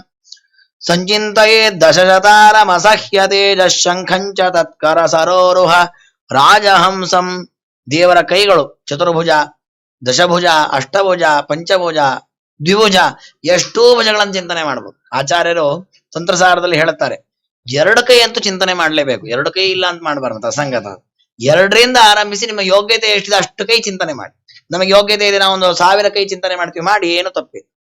ಆದ್ರೆ ಆ ಕೈಗಳಲ್ಲಿ ಏನ್ ಕೊಡ್ಬೇಕು? ಆಯುಧಗಳನ್ನ, ಶಾಸ್ತ್ರ ಹೇಳಿದ ಆಯುಧಗಳನ್ನೇ ಕೊಡಬೇಕು. ನಮ್ಮ ಹತ್ರ ಒಂದು ಹೊಸ ಆಯುಧ ಬಂದಿದೆ, ಇವತ್ತು ಸಿಕ್ಕಿದೆ, ಅದನ್ನ ದೇವರ ಕೈಗೆ ಇಟ್ಬಿಡೋಣ ಅಂತವೆಲ್ಲ ಮಾಡಬಾರ್ದು. ನಾವು ಕೆಲವೊಮ್ಮೆಲ್ಲ ಆ ತರದ ಹುಚ್ಚುಚ್ಚು ಚಿಂತನೆ ಮಾಡೋನು ಗಮನಿಸ್ತೇವೆ. ಈ ಕೆಲವರೆಲ್ಲ ಏನು ಅಂದ್ರೆ, ಆಗಿನ ಕಾಲಕ್ಕೆ ಈ ಗನ್ ಎಲ್ಲ ಇರ್ಲಿಲ್ಲ, ಅದೊಂದು ದೇವರಿಗೆ ಆಯುಧ ಅಂತ ಕೊಟ್ಬಿಟ್ರೆ ಹೆಂಗ್ ಚೆನ್ನಾಗಿರುತ್ತೆ ಅಂತ. ಮಹಾ ಪಾಪ ಬರುತ್ತೆ ಅವೆಲ್ಲ ಮಾಡಿದ್ರೆ. ಯಾಕೆಂದ್ರೆ ಒಂದೊಂದು ದೇವರ ಆಯುಧಗಳಲ್ಲಿಯೂ ದೇವರ ರೂಪಗಳಿದೆ, ದೇವತೆಗಳ ರೂಪಗಳಿದೆ. ಹಾಗಾಗಿ ಆ ದೇವತೆಗಳು ಆ ಧ್ಯಾನಾದಿಗಳನ್ನ ಮಾಡಿ ಆ ಆಯುಧವಾಗಿ ಪರಮಾತ್ಮನ ಕೈಯಲ್ಲಿ ಸೇವೆ ಮಾಡುವ ಅವಕಾಶ ಪಡ್ಕೊಂಡಿದ್ದಾರೆ. ಅದನ್ನ ವಿಚಾರ ಮಾಡಿದ ನಾವು ನಮ್ಮ ತಲೆಗೆ ಬಂದಂತೆ ಆಯುಧಗಳನ್ನು ಕೊಡೋದಲ್ಲ. ಹಾಗೆ ಇಲ್ಲಿ ದೇವರ ಕೈಗಳಲ್ಲಿ ಶಂಖ, ಚಕ್ರ, ಗದ, ಪದ್ಮ ಅವುಗಳನ್ನು ಚಿಂತನೆ ಮಾಡಬೇಕು. ಹೇಗಿವೆ ಅವು? ದಶಶತಾರಂ ಅಸಹ್ಯ ತೇಜ. ಪರಮಾತ್ಮನ ಕೈಯಲ್ಲಿರತಕ್ಕಂತಹ ಚಕ್ರ ಸಾವಿರಾರು ಅರಗಳಿಂದ ಕೂಡಿಕೊಂಡಿದ್ದು ಅತ್ಯಂತ ತೀಕ್ಷ್ಣವಾಗಿ ದುಷ್ಟಶಕ್ತಿಗಳನ್ನು ನಾಶ ಮಾಡುವಂತಹದ್ದಾಗಿದೆ. ರಾಜಹಂಸದಂತೆ ಶುಭ್ರವರ್ಣದ ಶಂಖ ಇದೆ, ಅದು ದೇವರ ಕೈಯಲ್ಲಿದೆ. ಕೌಮೋದಕಿ ಎನ್ನುವಂತಹ ಶ್ರೇಷ್ಠವಾದ ಗದೆಯನ್ನು ಹಿಡಿದಿದ್ದಾನೆ, ಸುಂದರವಾದಂತಹ ಕಮಲವನ್ನ ಹಿಡ್ಕೊಂಡಿದ್ದಾನೆ. ಹೀಗೆ ಪರಮಾತ್ಮನ ಕೈಯಲ್ಲಿರುವ ಆಯುಧಗಳನ್ನ ಚಿಂತನೆ ಮಾಡಬೇಕು. ಇನ್ನು ಪರಮಾತ್ಮನ ಮುಖವನ್ನ ಚಿಂತನೆ ಮಾಡಬೇಕಂತೆ. ಭೃತ್ಯಾನುಕಂಪಿತ ದಿಹೇಹ ಗೃಹೀತ ಮೂರ್ತೆ ಸಂಚಿಂತಯೇದ್ ಭಗವತೋ ವದನಾರವಿಂದಂ. ದೇವರ ಮುಖವನ್ನ ಚಿಂತನೆ ಮಾಡ್ಬೇಕು. ಏನಂತ ಚಿಂತನೆ ಮಾಡಿ? ದೇವರೇ, ನಿನ್ನ ಮುಖದಿಂದ ಯಾವತ್ತೂ ಕೂಡ ಸಜ್ಜನರ ಮೇಲೆ ಕರುಣಾದೃಷ್ಟಿಯನ್ನು ಬೀರ್ತಾ ಇರ್ತೀನಿ ಚಿಂತನೆ ಮಾಡ್ಬೇಕು. ನೋಡಿ, ಎಷ್ಟೋ ಅದು ನಮ್ಮ ಸ್ವಾರ್ಥ ಇದೆ ಅಲ್ಲಿ. ಅಂದ್ರೆ ನಾವು ಭಕ್ತರಾದ್ರಿಂದ ದೇವರನ್ನ ಹಾಗೆ ಕೇಳ್ಕೊಳ್ಳೋದು, ಭಕ್ತರ ಮೇಲೆ ಯಾವಾಗ ಕರುಣಾದೃಷ್ಟಿ ಬೀರ್ತಿದ್ರೆ ನನ್ನ ಮೇಲೂ ಬೀರು ಅಂತ ಅದನ್ನ ಹೇಳೋದು. ಹಾಗೆ ನೀವು ಭಕ್ತರ ಮೇಲೆ ಯಾವಾಗಲೂ ಕರುಣಾದೃಷ್ಟಿಯನ್ನು ಬೀರ್ತಿದ್ದೇವರೇ ಅಂದ್ರೆ ಅರ್ಥ ಏನು? ನನ್ನ ಮೇಲೂ ನಾನು ಭಕ್ತ, ನಿನ್ನಲ್ಲಿ ಭಕ್ತಿಯನ್ನ ಮಾಡ್ತೇನೆ, ನನ್ನ ಮೇಲೂ ನಿನ್ನ ಕರುಣಾದೃಷ್ಟಿ ಬೀರ್ಲಿ ಅಂತ ದೇವರನ್ನ ಕೇಳುತ್ತಾರೆ. ಹೀಗೆ ಪರಮಾತ್ಮನ ಮುಖವನ್ನ ಚಿಂತನೆ ಮಾಡಬೇಕು. ಯಚ್ಛ್ರೀನಿಕೇತಮಲಿಭಿಪ್ಪರಿ ಸೇವ್ಯಮಾನಂ ಭೂತ್ಯಾ ಸ್ವಯ ಕುಟಿಲ ಕುಂತಲ ವೃಂದ ಜುಷ್ಟಮಿನ. ಪರಮಾತ್ಮನ ಕೂದಲುಗಳು ಬಿಡಿ ಬಿಡಿಯಾದ ಉಂಗುರು ಕೂದಲುಗಳಿವೆ, ಅದನ್ನು ಚಿಂತನೆ ಮಾಡಬೇಕಂತೆ. ಮೀನದ್ವಯ, ಮೀನುಗಳಂತಿರುವ ಕಣ್ಣುಗಳನ್ನು ಚಿಂತನೆ ಮಾಡಬೇಕು. ಧ್ಯಾಯೇನ್ ಮನೋಮಯ ಮತಂದ್ರಿತ ಉಲ್ಲಸದ್ಭು. ಯಾವುದೇ ವಿಧವಾದಂತಹ ಜಗತ್ತಿನ ಸೃಷ್ಟಿ, ಸ್ಥಿತಿ, ಸಂಹಾರ ಎಲ್ಲ ಕಾರ್ಯಗಳನ್ನ ಮಾಡಬಲ್ಲಂತಹ ಹುಬ್ಬುಗಳನ್ನ, ಪರಮಾತ್ಮನ ಹುಬ್ಬುಗಳನ್ನ ಚಿಂತನೆ ಮಾಡಬೇಕು. ಹೀಗೆ ಪರಮಾತ್ಮನ ಒಂದೊಂದು ಅವಯವಗಳನ್ನು ಪರಮಾತ್ಮನ ಬಾಯಿಯಲ್ಲಿ ಮಂದಹಾಸ ಇದೆ. ಹರೇ ರವನತಾಖಿಲ ಲೋಕ ತೀವ್ರ ಶೋಕಾಶ್ರು ಸಾಗರ ವಿಶೋಷಣ ಮತ್ಯುದಾರಂ. ದೇವರ ಹಾಸವನ್ನ ವರ್ಣನೆ ಮಾಡ್ತಾರೆ. ದೇವರು ತನ್ನ ತುಟಿಯ ಅಂಚಿನಲ್ಲಿ ಸಣ್ಣದಾದ ಹಾಸವನ್ನ, ಮಂದಹಾಸವನ್ನ ಬೀರ್ತಾ ಇದ್ದಾನೆ. ಅದು ಎಷ್ಟು ಪ್ರಭಾವಿತವಾದದ್ದು ಅಂದ್ರೆ, ಯಾರೆಲ್ಲ ಅವನಿಗೆ ಬಾಗುತ್ತಾರೆ ಅವರಿಗೆ ಜೀವನದಲ್ಲಿ ಬರುವಂತಹ ಎಲ್ಲ ವಿಧವಾದ ತಾಪಗಳನ್ನು ನಾಶ ಮಾಡಬಲ್ಲದು. ಏನು? ಕೇವಲ ಪರಮಾತ್ಮನ ಮಂದಹಾಸ. ಅದಕ್ಕೆ ಆಚಾರ್ಯರು ರಾಮದೇವರನ್ನ ವರ್ಣನೆ ಮಾಡುವಾಗ ಹೇಳ್ತಾರೆ, ನಮಾಮಿದು ರಾಮಸ್ಯ ಸುಂದರಾವಲೋಕನಂ. ದ್ವಾದಶ ಬರುತ್ತೆ. ರಾಮದೇವರ ಅವಲೋಕನ ಏನಿದೆ ಅದು ನಮ್ಮ ಎಲ್ಲ ಪಾಪಗಳನ್ನ, ಅನಿಷ್ಟಗಳನ್ನ, ದುಃಖಗಳನ್ನ ಕಳಿಲಿ ಅಂತ ಪ್ರಾರ್ಥನೆ ಮಾಡಿದ್ದಾರೆ. ಹಾಗಾಗಿ ಅದೆಲ್ಲ ಭಾಗವತದ ಆಧಾರದಲ್ಲಿ ಆಚಾರ್ಯ ತಿಳಿಸಿದ್ದು. ಏವಂ ಹರೌ ಭಗವತಿ ಪ್ರತಿಲಬ್ಧ ಭಾವೋ ಭಕ್ತ್ಯಾ ದ್ರವದ್ ಹೃದಯ ಉತ್ಪಲಕ ಪ್ರಮೋದ. ಕಪಿಲನಾಮಕ ಪರಮಾತ್ಮ ಹೇಳ್ತಾನೆ, ಅಮ್ಮ, ಈ ರೀತಿ ನನ್ನ ರೂಪಗಳನ್ನು ಚಿಂತನೆ ಮಾಡಬೇಕು. ಪ್ರತಿಲಬ್ಧ ಬೋಧ, ಪರಮಾತ್ಮನಲ್ಲಿಯೇ ಮನಸ್ಸನ್ನಿಡಬೇಕು, ಅವನನ್ನೇ ಚಿಂತನೆ ಮಾಡ್ತಾ ಅವನಲ್ಲಿಯೇ ತಲ್ಲೀನನಾಗಬೇಕು. ಆಗ ಅವನ ಹೃದಯ ದ್ರವದ್ ಹೃದಯ, ಆರ್ದ್ರವಾದ ಹೃದಯವಾಗತ್ತೆ. ಉತ್ಪುಲಕ ಪ್ರಮೋದ, ದೇವರ ಒಂದೊಂದು ರೂಪವನ್ನು ಧ್ಯಾನ ಮಾಡ್ತಾ ಮನಸ್ಸಿನಲ್ಲಿ ಅನುಭವಿಸ್ತಾ ಇರುವಾಗ ಮೈ ರೋಮಾಂಚನವಾಗತ್ತೆ. ಔತ್ಕಂಠ್ಯ ಬಾಷ್ಪಕಲಯ ಮುಹುರರ್ಧ್ಯಮಾನ, ತನ್ನ ಕಂಠ ಗದ್ಗದವಾಗತ್ತೆ, ಕಣ್ಣಿನಿಂದ ಆನಂದ ಬಾಷ್ಪ ಸುರಿಯತ್ತೆ. ಈ ರೀತಿ ದೇವರನ್ನು ಧ್ಯಾನ ಮಾಡ್ತಾ ಮಾಡ್ತಾ ಪರಮಾತ್ಮನಲ್ಲಿ ಮನಸ್ಸನ್ನು ನೆಲೆಗೊಳಿಸೋದನ್ನು ಅಭ್ಯಾಸ ಮಾಡಿಕೊಳ್ಬೇಕು. ಈ ರೀತಿ ಚಿಂತನೆ ಮಾಡ್ತಾ ಮಾಡ್ತಾ ಒಂದು ದಿವಸ ಪರಮಾತ್ಮನಲ್ಲಿ ಸಂಪೂರ್ಣವಾಗಿ ನಮ್ಮ ಮನಸ್ಸನ್ನು ನೆಲೆಗೊಳಿಸ್ಲಿಕ್ಕೆ ಸಾಧ್ಯ ಇದೆ. ಅದಕ್ಕೆ ಅಭ್ಯಾಸವಾಗಿ ಒಂದೊಂದೇ ಅವಯವವನ್ನು ಚಿಂತನೆ ಮಾಡಬೇಕು. ಪೂರ್ಣವಾದ ಸಾಮರ್ಥ್ಯ ಬಂದರೆ ಪೂರ್ಣವಾದ ರೂಪವನ್ನು ಮನಸ್ಸಿನಲ್ಲಿ ಧ್ಯಾನ ಮಾಡಬೇಕು. ಹೀಗೆ ಸರ್ವಭೂತೇಷು ಚಾತ್ಮಾನಂ ಸರ್ವಭೂತಾನಿ ಚಾತ್ಮನಿ ಈಕ್ಷೇತ ಅನ್ಯಭಾವೇನ ಭೂತೇಷು ಆತ್ಮದ. ಪರಮಾತ್ಮ ಮುಂದೆ ವೇದಾಂತದ ತತ್ವಗಳನ್ನು ಉಪದೇಶ ಮಾಡ್ತಾನೆ. ಸರ್ವಭೂತೇಷು ಚಾತ್ಮಾನಂ, ಎಲ್ಲಾ ಪದಾರ್ಥಗಳ ಒಳಗೂ ಪರಮಾತ್ಮ ಇದ್ದಾನೆ ಅಂತ ಉಪಾಸನೆ ಮಾಡ್ಬೇಕಂತ. ಇದೊಂದು ಅಪೂರ್ವವಾದ ದೇವರ ಚಿಂತನೆ. ಸರ್ವಭೂತೇಶು, ಜಗತ್ತಲ್ಲಿ ಎಷ್ಟು ಪದಾರ್ಥಗಳಿದೆ ಲೆಕ್ಕ ಹಾಕ್ಲಿಕ್ಕೆ ಬರದಷ್ಟು ಪದಾರ್ಥ ಇದೆ. ಜೀವ ಪದಾರ್ಥ ಇರ್ಬೋದು, ಜಡ ಪದಾರ್ಥ ಇರ್ಬೋದು, ಆ ಎಲ್ಲ ಪದಾರ್ಥಗಳೊಳಗೂ ಪರಮಾತ್ಮ ಇದ್ದ. ದೇವರು ಎಲ್ಲದರೊಳಗೂ ಇದ್ದಾನೆ ಅಷ್ಟೇ ಅಲ್ಲ, ಈ ಎಲ್ಲ ಪದಾರ್ಥಗಳು ದೇವರ ಒಳಗಿವೆ. ಸರ್ವಭೂತಾನಿ ಚಾತ್ಮನಿ, ಪರಮಾತ್ಮನಲ್ಲಿ ಈ ಪದಾರ್ಥ ಇದೆ. ಅಂದ್ರೆ ಅರ್ಥ ಏನು? ಜಗತ್ತಿನ ಒಳಗೆ ಹೊರಗೆ ಪರಮಾತ್ಮ ಇದ್ದಾನೆ. ಇದನ್ನೇ ಈಶಾವಾಸ್ಯ ಉಪನಿಷತ್ತು ಹೇಳಿದ್ದು. ಈಶಾವಾಸ್ಯಂ ಇದಂ ಸರ್ವಂ. ಈ ಜಗತ್ತಿನ ಒಳಗೆ ಹೊರಗೆ ಎರಡೂ ಕಡೆಯೂ ವ್ಯಾಪಿಸಿಕೊಂಡು ಪರಮಾತ್ಮ ಇದ್ದಾನೆ. ಅದನ್ನು ತಿಳಿದುಕೊಳ್ಬೇಕು. ಈಕ್ಷೇತ್ ಅನನ್ಯ ಭಾವೇನ ಭೂತೇಶು ಚತದಾತ್ಮತ. ಇದೊಂದು ನಮಗೆ ದೊಡ್ಡದಾದಂತಹ ಅನ್ಯಥಾ ಜ್ಞಾನವನ್ನು ಕೊಡತಕ್ಕ ಶಬ್ದ. ಪರಮಾತ್ಮನನ್ನು ಹೇಗೆ ಕಾಣಬೇಕು, ಹೇಗೆ ಉಪಾಸನೆ ಮಾಡಬೇಕು? ಅನನ್ಯ ಭಾವದಿಂದ ಉಪಾಸನೆ ಮಾಡ್ರಿ ಅಂತ ಹೇಳಿದೆ ಭಾಗವತ. ಇದನ್ನು ಕೂಡ ಪರಮತಿಯರು ತಪ್ಪೇ ತಿಳ್ಕೊಂಡ್ಬಿಟ್ರೆ. ಅನನ್ಯ ಭಾವ ಏನಂದ್ರೆ ಪರಮಾತ್ಮನ ಬೇರೆ ಏನು ಇಲ್ವೇ ಇಲ್ಲ, ಅಂದ್ರೆ ನಾನು ದೇವರಾಗಿ ಬಿಟ್ಟಿದ್ದೇನೆ ಅಂತ ಉಪಾಸನೆ ಮಾಡ್ರಿ ಅಂತ. ಹಾಗೆ ಹೇಳಿದ್ದಲ್ಲ ಪರಮಾತ್ಮ. ಮತ್ತೇನು? ಅನ್ಯರಲ್ಲಿ ಉತ್ತಮ ಭಾವ ಇಲ್ಲದೆ, ಅದನ್ನೇ ಅನನ್ಯ ಭಾವ ಅಂತ ಹೇಳೋದು.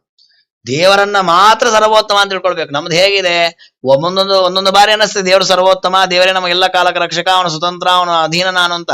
ಒಂದೊಂದು ಕಾಲಕ್ಕೆ ಮರ್ತು ಬಿಡ್ತೇವೆ ನಾವು. ಹಾಗಾದ್ರೆ ನಮ್ದು ಅನನ್ಯ ಭಾವ ಇಲ್ಲ, ಅನನ್ಯ ಭಕ್ತಿ ಇಲ್ಲ ನಮ್ದು. ನಾವು ಕೆಲವೊಮ್ಮೆ ಎಷ್ಟರ ಮಟ್ಟಿಗೆ ಭಕ್ತಿ ಮಾಡ್ತೇವೆ ದೇವರಲ್ಲಿ, ದೇವರಿಗೆ ಸುಮ್ಮನೆ ಅದ್ರ ರಿಜಿಸ್ಟ್ರೇಷನ್ ಮಾಡಿಸಿದಂಗೆ ಹೇಳೋದು ಅಷ್ಟೇ, ದೇವರೇ ಹಿಂಗೆ ಆಗ್ಬೇಕು ಅಂತ. ನಾವೆಲ್ಲ ಬೇರೆಯವ್ರ ಹತ್ರವೇ ಮಾಡ್ತಾ ಇರ್ತೇವೆ. ಕಡೆಗೆ ಯಾರು ಕೇಳಿದ್ರೆ ದೇವರನ್ನ ಕೇಳ್ಕೋಬೇಕಿತ್ತು. ಎಲ್ಲ ದೇವರನ್ನ ಕೇಳಿದೇವಿ, ಆದ್ರೂ ಕೆಲಸ ಆಗ್ಬೇಕಲ್ಲ. ಅಂದ್ರೆ ದೇವ್ರು ಮಾಡ್ತಾರ ವಿಶ್ವಾಸ ಇಲ್ವೇ ಇಲ್ಲ ನಮಗೆ, ಅವ್ರು ಮಾಡ್ತಾರ ಅವ್ರ ಮೇಲೆ ವಿಶ್ವಾಸ ಇದೆ. ಹಾಗಾಗಿ ಹೇಳ್ತಾರೆ ಆ ರೀತಿ ಆಗ್ಬಿಡ್ತಾರೆ. ಅನನ್ಯ ಭಾವೇನ, ದೇವರನ್ನು ನಾನು ನಂಬಿದ್ದೇನೆ, ನನಗೆ ಗ್ಯಾರಂಟಿ ಅನುಗ್ರಹ ಮಾಡ್ತಾನೆ ಅಂತ ಆ ರೀತಿಯ ವಿಶ್ವಾಸದಿಂದ ಭಕ್ತಿಯನ್ನ ಮಾಡಬೇಕು ಅಂತ ಅರ್ಥವೇ ವಿನಃ ಪರಮಾತ್ಮನ ಬಿಟ್ಟು ಬೇರೆ ಪದಾರ್ಥಗಳೇ ಇಲ್ಲ ಅನ್ನೋ ಅಭಿಪ್ರಾಯ ಈ ಶಬ್ದಗಳಿಗೆ ಅಲ್ಲವೇ ಅಲ್ಲ. ಆ ರೀತಿಯಲ್ಲಿ ಪರಮಾತ್ಮನನ್ನ ಕಾಣಬೇಕು. ಈ ರೀತಿ ಪರಮಾತ್ಮನನ್ನ ಚಿಂತನೆ ಮಾಡ್ತಾ ಯೋನೀನ ಗುಣವೈಷಮ್ಯ ತಥಾತ್ಮ ಪ್ರಕೃತೌ ಸ್ಥಿತ, ನಾನಾ ವಿಧವಾದ ಜನ್ಮಗಳು ಜೀವಿಗಳಿಗೆ ಬರುತ್ತೆ. ಅವರವರ ಕರ್ಮದ ಫಲವಾಗಿ ಬೇರೆ ಬೇರೆ ಯೋನಿಗಳಲ್ಲಿ ಹುಟ್ಟುತ್ತಾರೆ.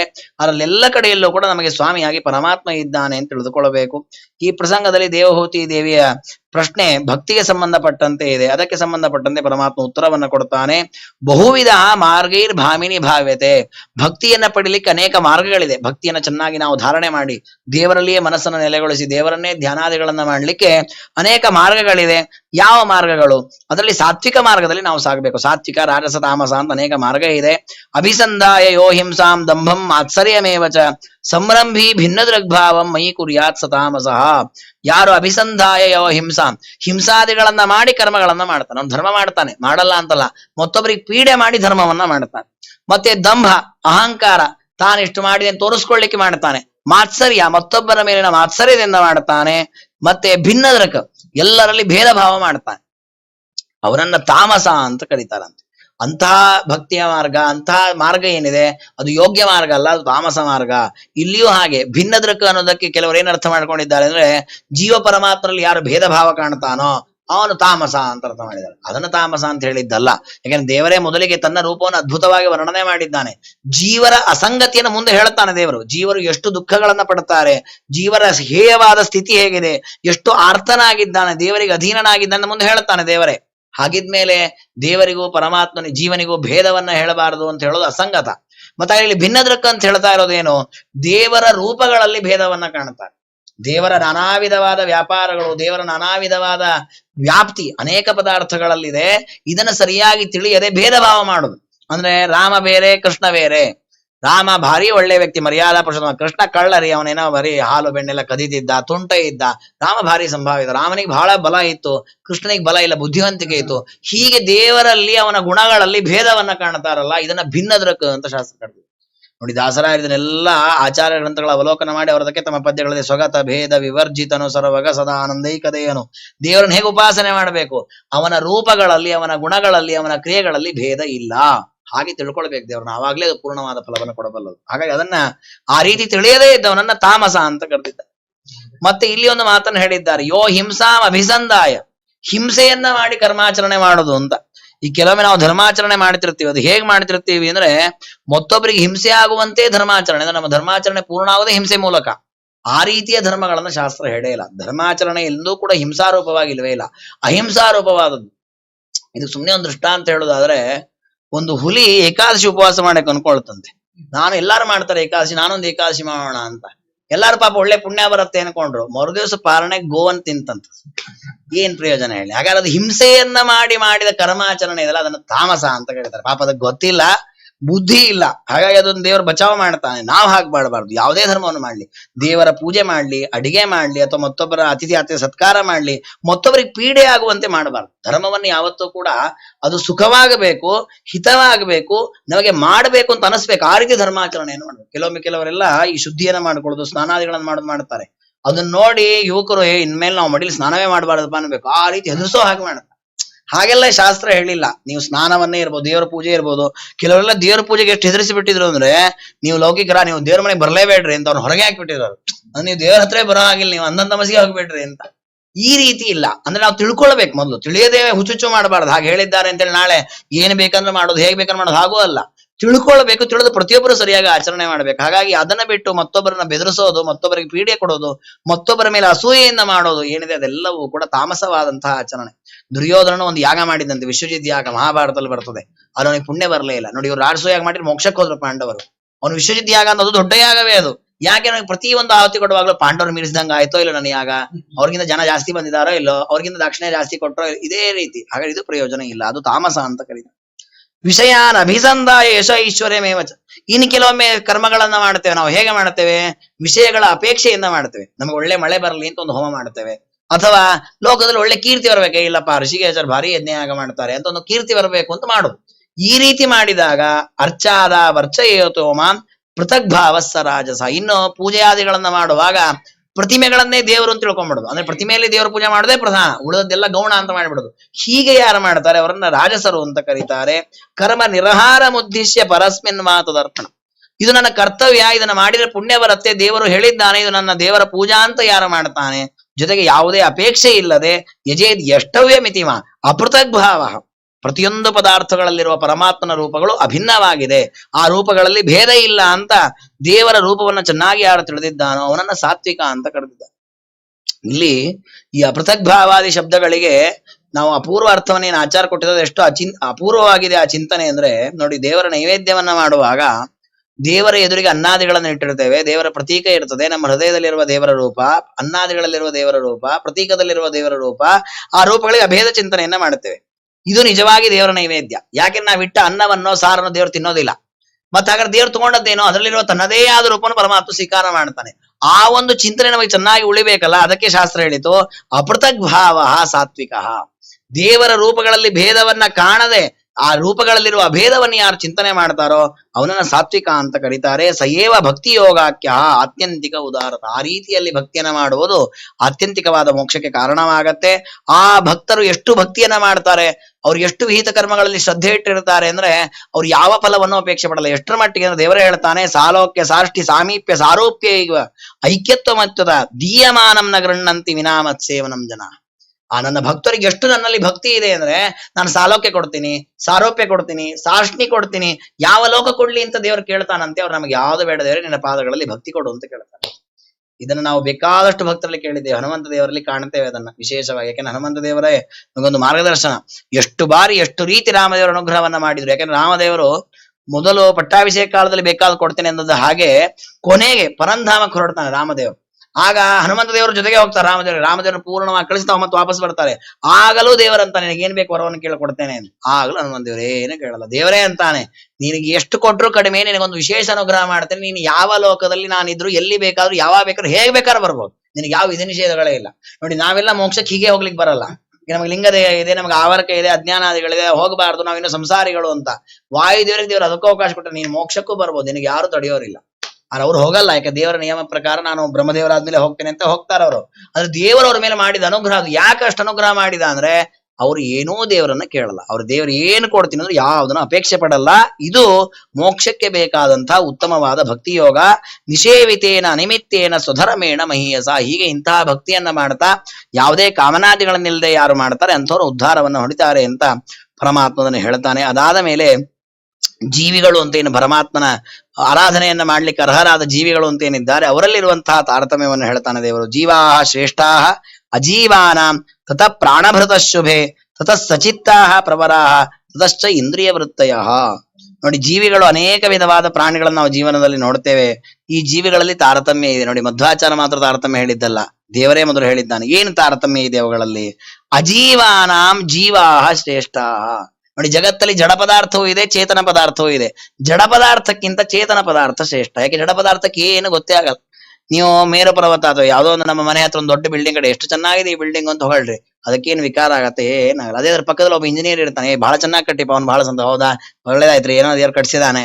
ಹಾಗಾದ್ರೆ ಜಡವಾದ ಪದಾರ್ಥಗಳಿಗೆ ಯಾವ ಸ್ಪಂದನೆ ಇಲ್ಲ, ಯಾವ ಅದರಲ್ಲಿ ಗುಣಾದಿಗಳನ್ನ ಪ್ರಕಟ ಮಾಡುವಂತಹ ಸ್ವಭಾವ ಇಲ್ಲ.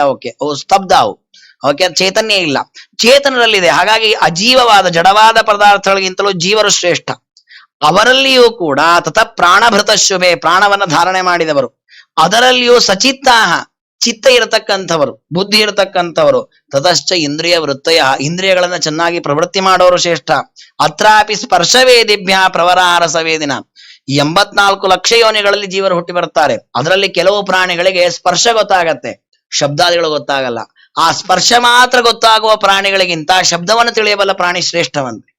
ಶಬ್ದವನ್ನು ತಿಳಿಯುವ ಪ್ರಾಣಿಗಳಿಗಿಂತ ರಸವೇದಿನ, ಗಂಧವಿದ, ರೂಪಭೇದವಿದಸ್ತತ್ರ ತತಶ್ಚೋಭಯತೋದತಃ.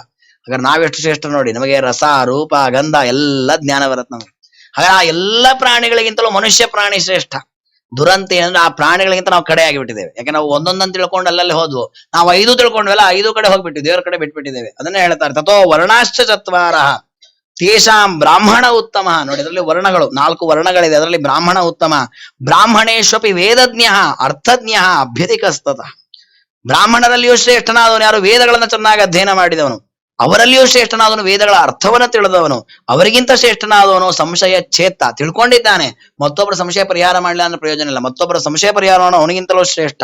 ತತಶ್ರೇಯಾನ್ ಸ್ವಧರ್ಮ ಕೃತ, ಅವರಿಗಿಂತ ಉತ್ತಮನಾದವನು ವಿಹಿತ ಧರ್ಮಗಳನ್ನ ಚೆನ್ನಾಗಿ ಆಚರಣೆ ಮಾಡ್ತಾನಲ್ಲ, ಅವನು ಅದಕ್ಕಿಂತ ಉತ್ತಮಂತೆ. ಮುಕ್ತ ಸಂಘ ತಥೋ ಭೂಯಾನ್, ಅವನಿಗಿಂತ ಶ್ರೇಷ್ಠ ಅಂದ್ರೆ ಯಾವುದರ ಸಂಘವನ್ನು ಬೆಳೆಸ್ಕೊಳ್ಳದೆ ಇರೋದು. ನೋಡಿ, ಇದು ಯಾರು ಮಾಡ್ಬೋದು ಈ ಆಚರಣೆಯನ್ನು. ಮುಕ್ತ ಸಂಘರಾಗಿ ಬದುಕಲಿಕ್ಕೆ ಅವರೇ ಇವರೇ ಆಗ್ಬೇಕು ಅಂತಿಲ್ಲ. ಅದೇ ಜಾತಿ ಇದೇ ಜಾತಿ ಅಂದ್ರೆ ಪ್ರತಿಯೊಂದು ಪ್ರಾಣಿಯೂ ಈ ಕೆಲಸವನ್ನು ಮಾಡ್ಬೋದು. ಅವನು ಶ್ರೇಷ್ಠ ಆಗಿ ಬಿಡ್ತಾನೆ. ಭೂಯ ಅನ್ನದೋಗ್ಧ ಧರ್ಮಮಾತ್ಮನಃ, ತನಗೋಸ್ಕರವಾಗಿ ಯಾವ ಕರ್ಮಗಳನ್ನು ಆಚರಣೆ ಮಾಡದೆ ಮುಕ್ತ ಸಂಘನಾದವನು ಎಲ್ಲರಿಗಿಂತ ಶ್ರೇಷ್ಠ. ಅವನಿಗಿಂತ ಉತ್ತಮ ಯಾರು ಅಂದ್ರೆ ತಸ್ಮಾನ್ ಮಯ್ಯರ್ಪಿತಾಶೇಷ ಕ್ರಿಯಾರ್ಥಾತ್ಮರತಿರ್ನರಃ. ಅವನಿಗಿಂತ ಉತ್ತಮನಾದವನು ಅಂದ್ರೆ ನನ್ನಲ್ಲಿಯೇ ಮನಸ್ಸಿಟ್ಟು ಸರ್ವ ಕರ್ಮಗಳನ್ನು ನನಗೆ ಅರ್ಪಣೆ ಮಾಡ್ತಾನಲ್ಲ, ಅವನು ಬಹಳಷ್ಟು ಉತ್ತಮ ಅಂತಾನದು. ಅಂದ್ರೆ ದೇವರಿಗೆ ಅತ್ಯಂತ ಪ್ರೀತಿ ಪಾತ್ರರಾಗಿದ್ದು ಲಕ್ಷ್ಮೀದೇವಿ, ಪ್ರಾಣದೇವರು. ಯಾಕೆಂದ್ರೆ ಈ ಗುಣಗಳಿಂದ ಅವರಿಗೆ ವೇದಜ್ಞಾನ ಇದೆ, ಶಾಸ್ತ್ರಜ್ಞಾನ ಇದೆ, ಅದಕ್ಕೂ ಮಿಗಿಲಾದ ತತ್ವಜ್ಞಾನ ಇದೆ. ಅದಕ್ಕಿಂತ ಮಿಗಿಲಾಗಿ ಯಾವುದರಲ್ಲಿ ಸಂಘ ಇಲ್ಲ. ಅದಕ್ಕಿಂತ ದೊಡ್ಡ ಮಟ್ಟದಲ್ಲಿ ದೇವರಿಗೋಸ್ಕರವಾಗಿಯೇ ಎಲ್ಲವನ್ನ ಮಾಡ್ತಾರೆ. ನೋಡಿ, ಪ್ರಳಯ ಕಾಲದಲ್ಲಿ ಯಾರೂ ಇರೋದಿಲ್ಲ. ಲಕ್ಷ್ಮೀದೇವಿ ಹಾಸಿಗೆ ಆಗ್ತಾರೆ, ಲಕ್ಷ್ಮೀದೇವಿ ನೀರ ಹಾಕ್ತಾರೆ, ಲಕ್ಷ್ಮೀದೇವಿ ಆಲದೆಲೆ ಹಾಕ್ತಾರೆ. ಯಾಕೆ ಆಗ್ಬೇಕು ಹೇಳಿ? ದೇವರೇ ನೀನೇ ಮಾಡ್ಕೊಂಡು ಬಿಡ್ಲಿಕ್ಕೆ ಬರುತ್ತೆ. ಯಾಕೆ ನನಗೂ ಲಕ್ಷ್ಮೀ ರೂಪದಿಂದ ಇರ್ಲಿಕ್ಕೆ ಬಿಡಲ್ಲ ದೇವರು. ಅವಾಗ ಎಲ್ಲರನ್ನೂ ಲಯ ಮಾಡ್ತಾನೆ ದೇವರು. ದೇವರಿಗೆ ಲಕ್ಷ್ಮೀದೇವಿ ಅಂತಾಳೆ, ಆ ಕ್ಷಣವೂ ನಾನೇ ಸೇವೆ ಮಾಡ್ಬೇಕು ದೇವರಿಗೆ. ಇದರಲ್ಲಿ ಬರುತ್ತೆ ಸುಮಧ್ವಜದಲ್ಲಿ, ಲಕ್ಷ್ಮೀದೇವಿ ಎಷ್ಟು ದೇವರಲ್ಲಿ ಭಕ್ತಿಯನ್ನ ಮಾಡ್ತಾರೆ, ಸೇವೆ ಮಾಡ್ತಾರೆ ಅಂದ್ರೆ, ಮೋಕ್ಷದಲ್ಲಿ ಪರಮಾತ್ಮನ ಮಂದಿರದಲ್ಲಿ ದೇವರ ಸೇವೆ ಮಾಡ್ಲಿಕ್ಕೆ ಸಾವಿರಾರು ಜನ ಇದ್ದಾರೆ. ಲಕ್ಷ್ಮೀದೇವಿ ಕೈಕಾಲ ಕೆಳಗೆ ದಾಸದಾಸರು ಸಾವಿರಾರು ಜನ ಇದ್ದಾರೆ. ಸ್ವಯಂ ಇಂದಿರೈವ ಪತಿಮಾನ ಕರಿ ಗೃಹ ಕರ್ಮ ಯತ್ರ ಕುರುತೆ ಸುತರ. ನಮಗೆ ಯಾವ್ದಾದ್ರು ಒಂದು ಸಂಸ್ಥೆಯಲ್ಲಿ ನಾವು ಕೆಲಸ ಮಾಡ್ತಾರೆ, ನಮ್ಗೆ ಅಸಿಸ್ಟೆಂಟ್ ಅಂತ ಒಬ್ರು ಇಬ್ರು ಬಂದ್ಬಿಡ್ಲಿ, ನಾವು ಕೂತ್ ಬಿಡ್ತೇವೆ. ಅವನಿಗೆ ಹೇಳೋದೇ ಮಾಡೋ, ಇದನ್ನ ಮಾಡೋ, ಅದನ್ನ ಮಾಡೋ. ಆದ್ರೆ ದೇವರ ಲೋಕದಲ್ಲಿ ಲಕ್ಷ್ಮೀದೇವಿ ಸ್ವಯಂ ತಾನೇ ದೇವರ ಮನೆಯನ್ನು ಗುಡಿಸ್ತಾಳೆ, ತಾನೇ ರಂಗೋಲಿ ಹಾಕ್ತಾಳೆ, ತಾನೇ ದೇವರಿಗೆ ಮಣೆ ಹಾಕ್ತಾಳೆ, ತಾನೇ ಅಡುಗೆ ಮಾಡ್ತಾಳೆ, ತಾನೇ ಬಡಿಸ್ತಾಳೆ, ತಾನೇ ಊಟ ಮಾಡಿಸ್ತಾಳೆ, ತಾನೇ ಪಾತ್ರೆ ತೊಳಿತಾಳೆ. ಯಾಕೆ? ಒಂದು ಕರ್ಮದಿಂದ ಬರುವ ಫಲವು ಹೋಗೋದ್ ಬೇಡ ಮತ್ತೊಬ್ರು ನನಗೆ ಬರಲಿ.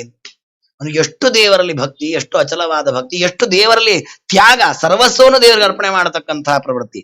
ಈ ಪ್ರವೃತ್ತಿ ಯಾರಲ್ಲಿದೆ ಅವರಲ್ಲಿ ನಾನು ಬಹಳ ಪ್ರೀತನ ಆಗ್ತೇನೆ, ಅವರಿಗೆ ನನ್ನ ದರ್ಶನವನ್ನ ಕೊಡ್ತೇನೆ.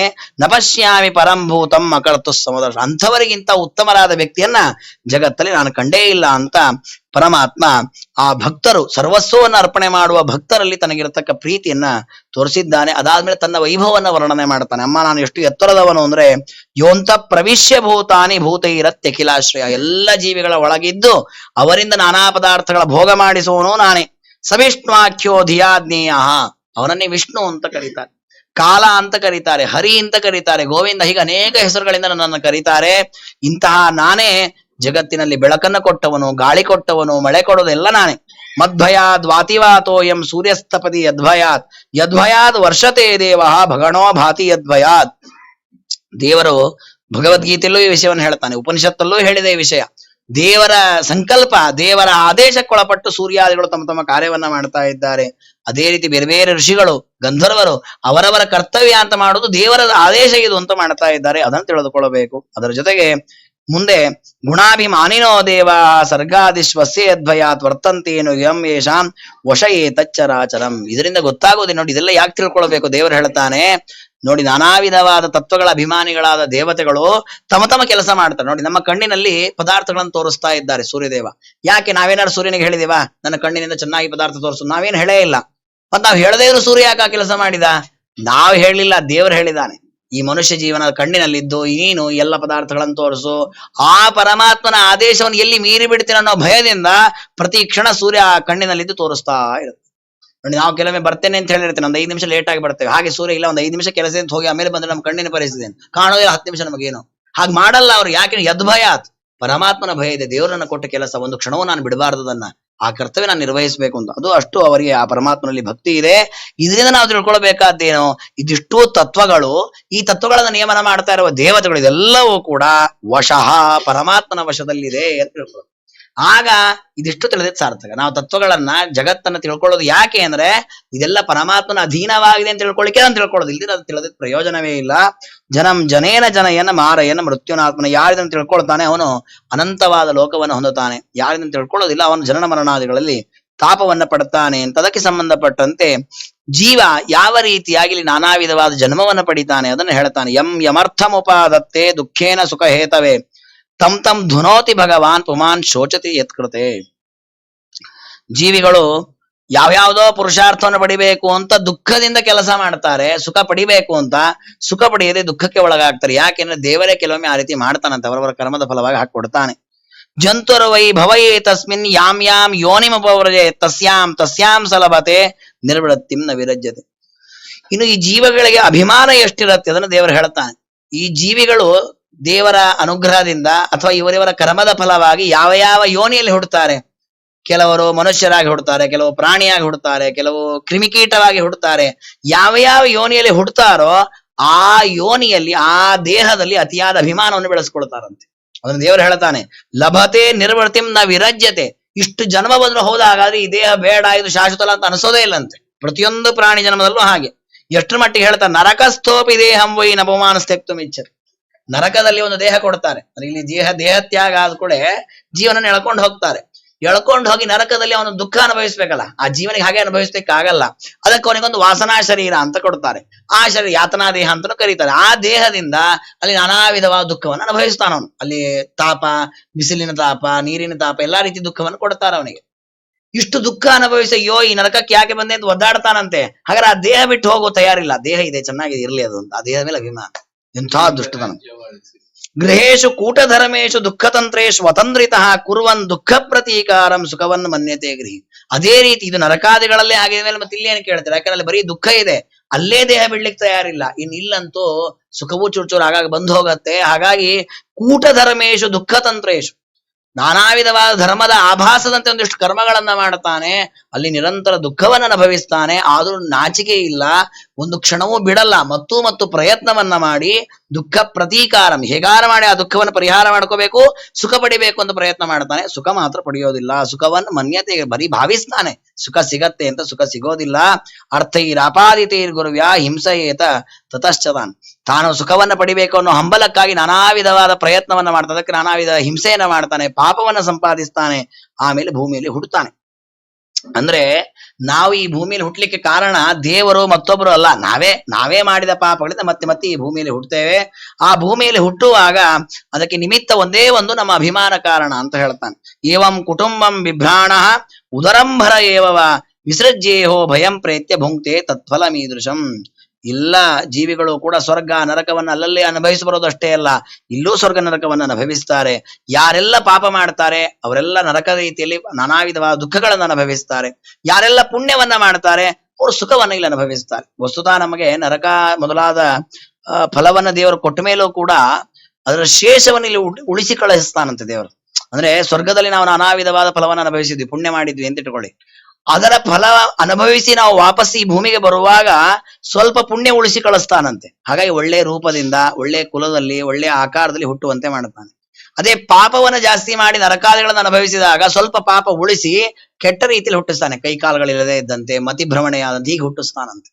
ಅಂದ್ರೆ ತಾತ್ಪರ್ಯ, ಆ ಜನ್ಮ ಬಂದಾಗ ನಮಗೆ ಮನವರಿಕೆ ಆಗ್ಬೇಕು, ಓ ನಾನು ಯಾವ್ದೋ ಪಾಪ ಮಾಡಿದಕ್ಕೆ ನನಗೆ ಈ ರೀತಿ ಆಗಿದೆ, ಇಲ್ಲ ನನ್ನ ಅಂಗ ಎಲ್ಲ ಚೆನ್ನಾಗಿ, ಹಾಗಾದ್ರೆ ಯಾವ್ದೋ ಪುಣ್ಯ ಮಾಡಿದಕ್ಕೆ ಈ ರೀತಿ ಇದೆ, ಹಾಗಾದ್ರೆ ಮುಂದಿನ ಜನ್ಮವು ಚೆನ್ನಾಗಿ ಬರ್ಬೇಕು, ಚೆನ್ನಾಗಿ ಉಳಿಸ್ಕೋಬೇಕು ಅನ್ನೋ ಎಚ್ಚರ ಬರಲಿ ಅಂತ ದೇವರು ಹಾಗೆ ಮಾಡ್ತಾನಂತೆ.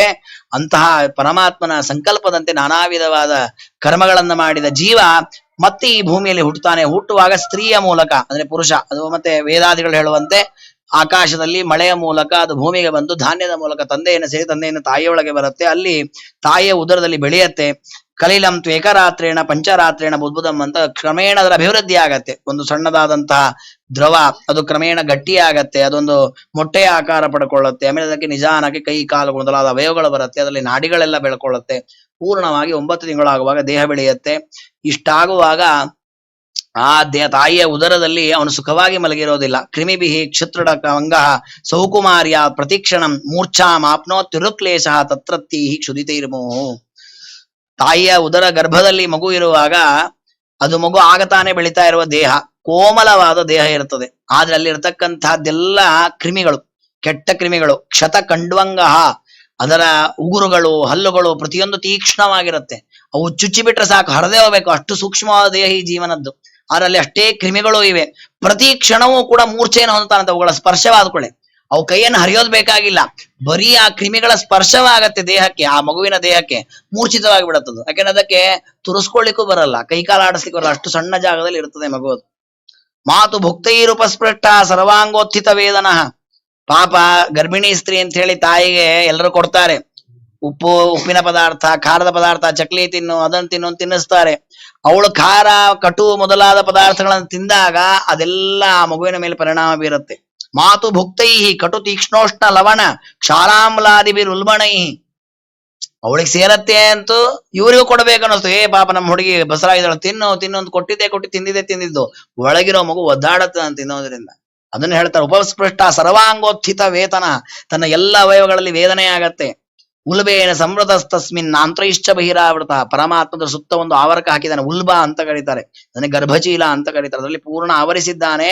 ಅಲ್ಲಿ ಆಸ್ತೆ ಕೃತ್ವ ಶಿರಕುಕ್ಷು ಭಗ್ನ ಪೃಷ್ಠ ಶಿರೋಧ, ತಲೆ ಕೆಳಗಾಗಿ ಕಾಲ್ ಮೇಲ್ ಮಾಡಿ ಬಿದ್ದಿರ್ತಾನೆ.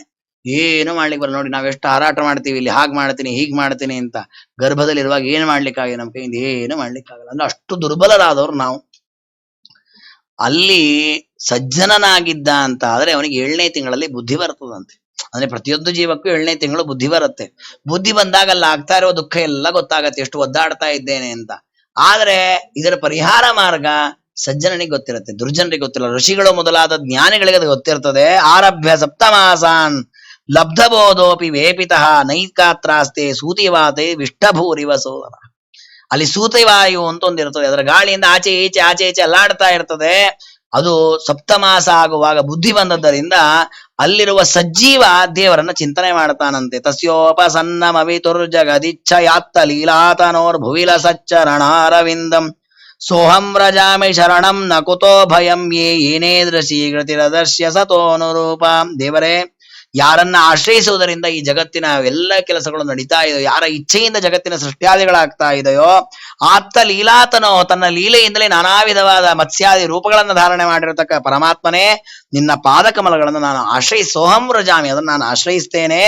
ಯಾಕೆ ಅಂದ್ರೆ ಅದನ್ನು ಆಶ್ರಯಿಸುವವರಿಗೆ ಭಯ ಇಲ್ಲ, ದುಃಖ ಇಲ್ಲ. ನಾನೀಗ ಎಂಥ ಗತಿಯಲ್ಲಿ ಏನೇ ದೃಶಿ ಗತಿರ ಅದರಶ್ಯ ಸತೋನುರೂಪ, ನಿನ್ನನ್ನ ಮರ್ತದ್ದಕ್ಕೆ, ನಿನ್ನನ್ನ ಬಿಟ್ಟದಕ್ಕೆ ಇಂತಹ ಹೇಯವಾದಂತಹ ಜಾಗದಲ್ಲಿ ಬಂದು ಬಿದ್ದಿದ್ದೇನೆ, ನನ್ನನ್ನು ಉದ್ಧಾರ ಮಾಡು ಅಂತ ಪ್ರಾರ್ಥನೆ ಮಾಡ್ತಾನೆ.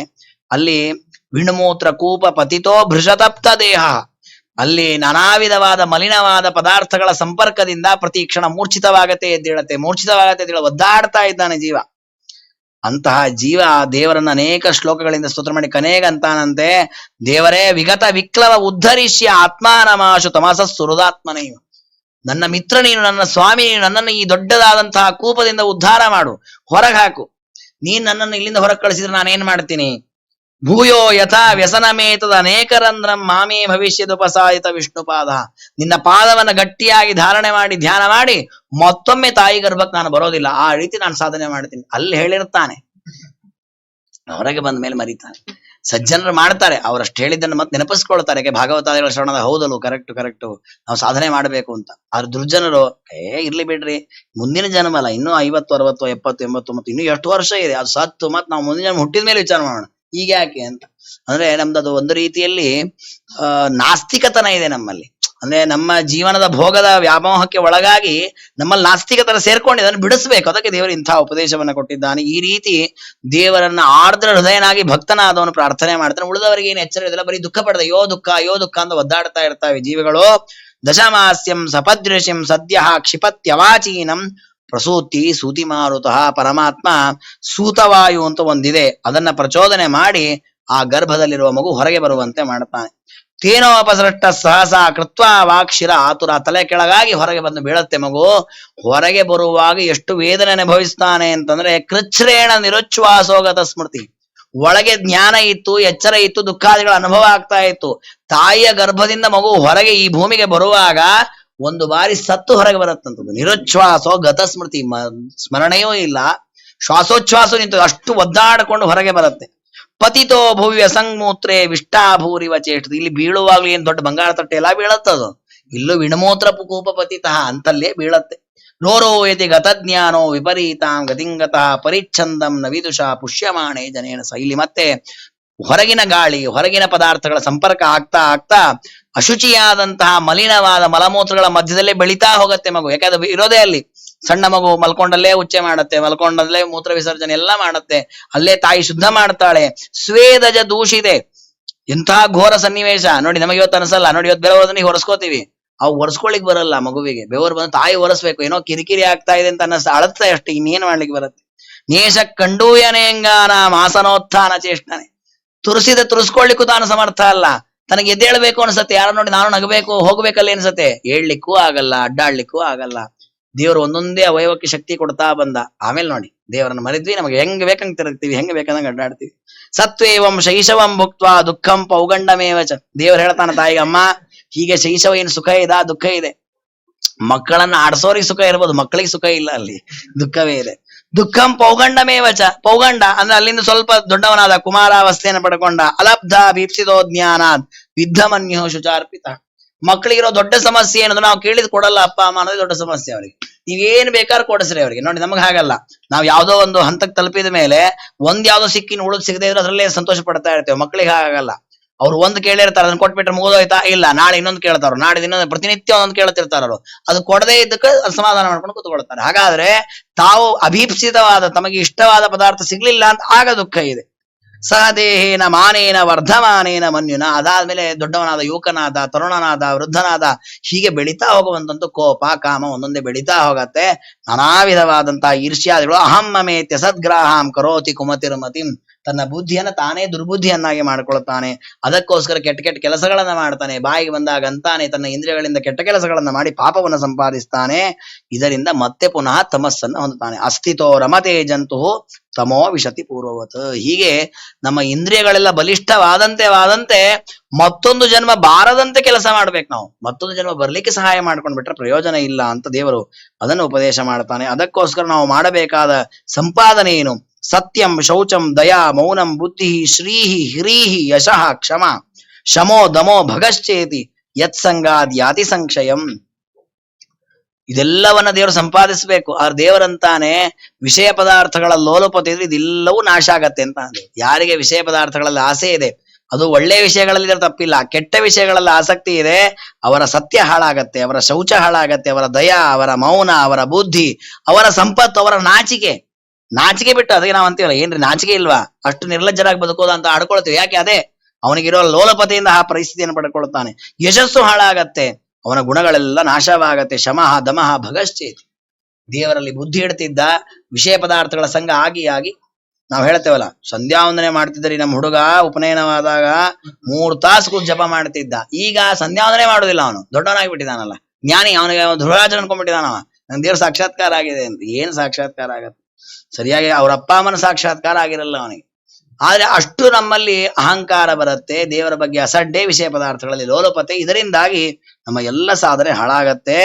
ಅದಕ್ಕೋಸ್ಕರ ನಾವೇನು ಮಾಡಬೇಕು ಅಂತಂದ್ರೆ, ಸಜ್ಜನರ ಸಂಘವನ್ನ ಮಾಡಿ ತತ್ವಜ್ಞಾನವನ್ನು ಪಡ್ಕೊಳ್ಬೇಕು. ದುರ್ಜನರ ಸಂಘವನ್ನ ಮಾಡಬಾರದು, ದುಷ್ಟ ಪದಾರ್ಥಗಳ ಭೋಗವನ್ನ ಮಾಡಬಾರದು. ಸಂಗಂ ನ ಕುರ್ಯಾತ್ ಪ್ರಮದಾಸು ಜಾತು ಯೋಗಸ್ಯ ಪಾರಂ ಪರಮಾರು ರುಕ್ಷು.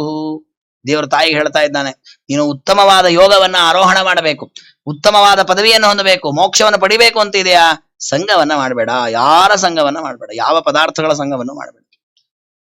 ಮತ್ತೆ ನಾನು ಸಂಘವೇ ಮಾಡದೆ ಬದುಕೋದು ಹೇಗೆ? ಯಾಕೆಂದ್ರೆ ನಮ್ಮ ಜೀವ ಅದು ಛಲ, ಅಂದ್ರೆ ಅದು ಜೀವ ಚೈತನ್ಯದಿಂದ ಕೂಡಿರೋದು, ಒಂದನ್ನು ಅಪೇಕ್ಷಿಸುತ್ತೆ, ಒಂದನ್ನು ಮುಟ್ಟತ್ತೆ, ಒಂದರ ಹತ್ರ ಹೋಗುತ್ತೆ, ಒಂದ್ರ ಜೊತೆ ಒಡನಾಟ ಬೆಳೆಸ್ಕೊಳ್ಳುತ್ತೆ. ಹಾಗಾದ್ರೆ ನಾನು ಯಾರನ್ನ ಒಡನಾಟ ಮಾಡ್ಕೊಳ್ಳೇಬಾರ್ದು, ಹೇಗ್ ಬದುಕಲಿ ನಾನು ಅಂದ್ರೆ ದೇವರಂತಾನೆ ಮತ್ಸೇವಯಾ ಪ್ರತಿಲಬ್ಧಾತ್ಮ ಲಾಭೋ ವದಂತಿ ಯಾಂ ನಿರಯದ್ವಾರಮಸ್ಯ. ನನ್ನ ಸೇವೆ ಮಾಡು, ನನ್ನ ಸಂಘ ಮಾಡು, ನನ್ನಲ್ಲಿ ಆಸಕ್ತನಾಗು, ನಿನ್ನ ಎಲ್ಲಾ ಇಂದ್ರಿಯಗಳನ್ನು ಎಷ್ಟು ಬೇಕಾದ್ರೂ ವಿನಿಯೋಗ ಮಾಡು, ನನ್ನ ಹತ್ರ ಅಷ್ಟು ವಿಷಯ ಇದೆ. ನಾವು ವಸ್ತುತಃ ಆಲೋಚನೆ ಮಾಡಿದ್ರೆ ನಾವು ಹೇಳಿ ಮುಗಿಸ್ಲಿಕ್ಕಾಗದಷ್ಟು ದೇವರ ಪದ್ಯಗಳಿದೆ, ಕೇಳಿ ಮುಗಿಸ್ಲಿಕ್ಕಾಗದಷ್ಟು ದೇವರ ನಾಮಗಳಿವೆ, ದೇವರ ವಿಷಯಕವಾದ ನಾಮಗಳಿದೆ, ಗ್ರಂಥಗಳಿವೆ, ಅನೇಕ ಪ್ರಮೇಯಗಳಿದೆ. ಜಗತ್ತಿನ ಸೃಷ್ಟಿ ದೇವರು ಹೇಗೆ ಮಾಡಿದ್ದಾನೆ, ಎಷ್ಟು ಜೀವರಾಶಿಗಳಿದೆ ನೋಡಿದ್, ಯಾವುದು ತಿಳ್ಕೊಳ್ಳೋದಿಲ್ಲ, ತಕ್ಕ ಪ್ರಯತ್ನವೂ ನಮ್ಮಲ್ಲಿಲ್ಲ. ಅದೇ ಬೇಡವಾದ ವಿಚಾರಗಳು. ನಾವು ಧಾರಾವಾಹಿ ನೋಡ್ತೀವಿ, ನಾಳೆ ಏನ್ ಬರುತ್ತೆ ವಿಷಯ ಗೊತ್ತಿಲ್ಲ ನಮಗೆ, ಇವತ್ತಿಂದ ಒಂದೇ ನೋಡಿ ಇಡೀ ದಿವಸ ಕಾಲಹರಣ ಮಾಡ್ತೀವಿ.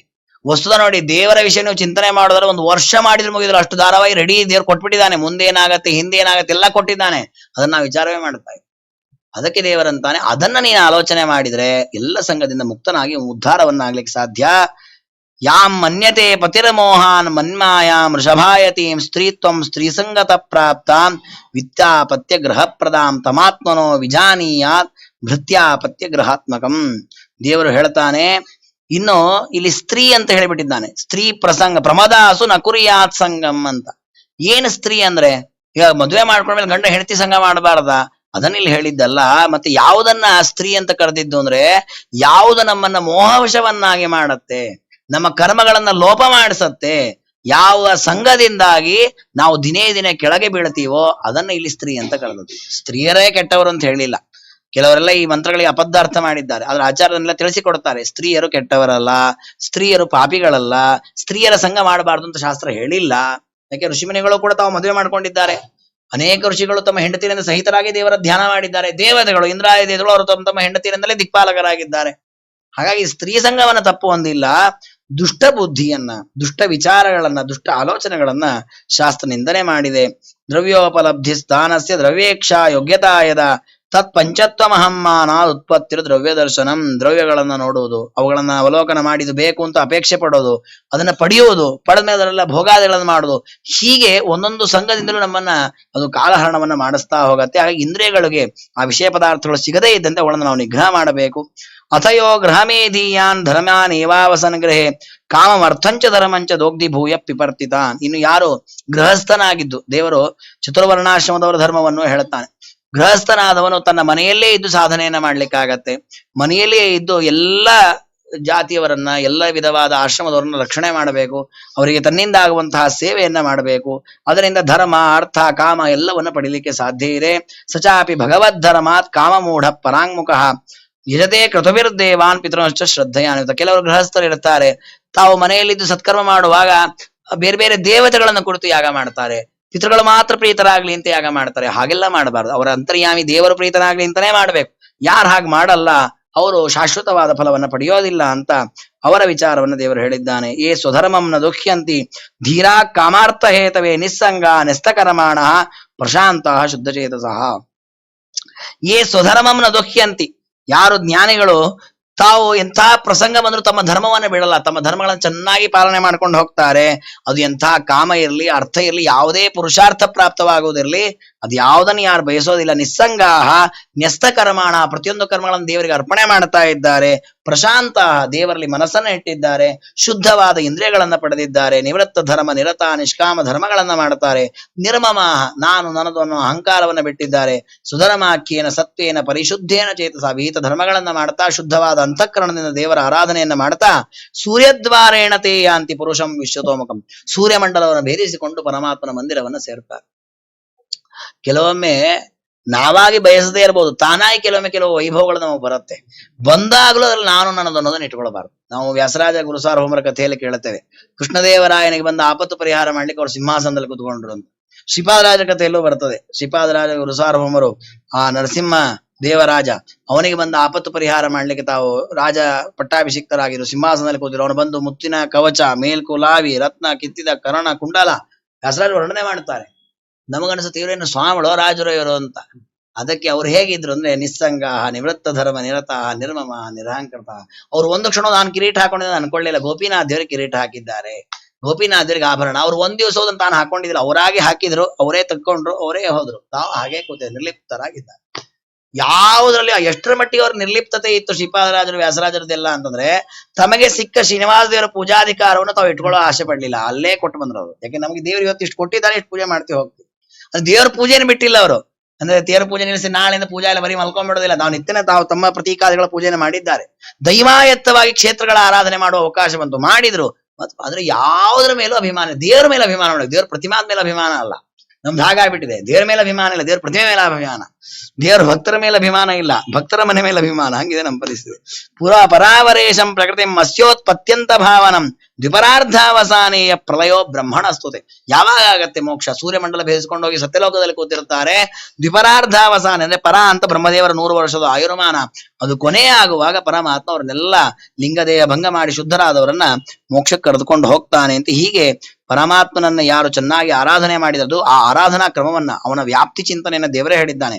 ಕ್ಷ್ಮಾಂಭೋ ನಲಾನಿಲ ವಿಯನ್ಮನ ಇಂದ್ರಿಯಾರ್ಥ ಭೂತಾದಿವಿ ಪರಿವೃತಃ ಪ್ರತಿಸಂಜಿಹೀರ್ಷು ಅವ್ಯಾಕೃತಂ ವಿಶತಿ ಯರಿಹಿ ಗುಣತ್ರಯಾತ್ಮ ಕಾಲಂ ಪರಂ ಸ್ವಮನುಭೂಯ ಪರಸ್ವಯಂಭೂ. ನೋಡಿ, ನಮ್ಮ ದೇಹದಲ್ಲಿ ಬ್ರಹ್ಮಾಂಡದ ಎಲ್ಲ ಆವರಣಗಳು ನಮ್ಮ ದೇಹದಲ್ಲಿದೆ.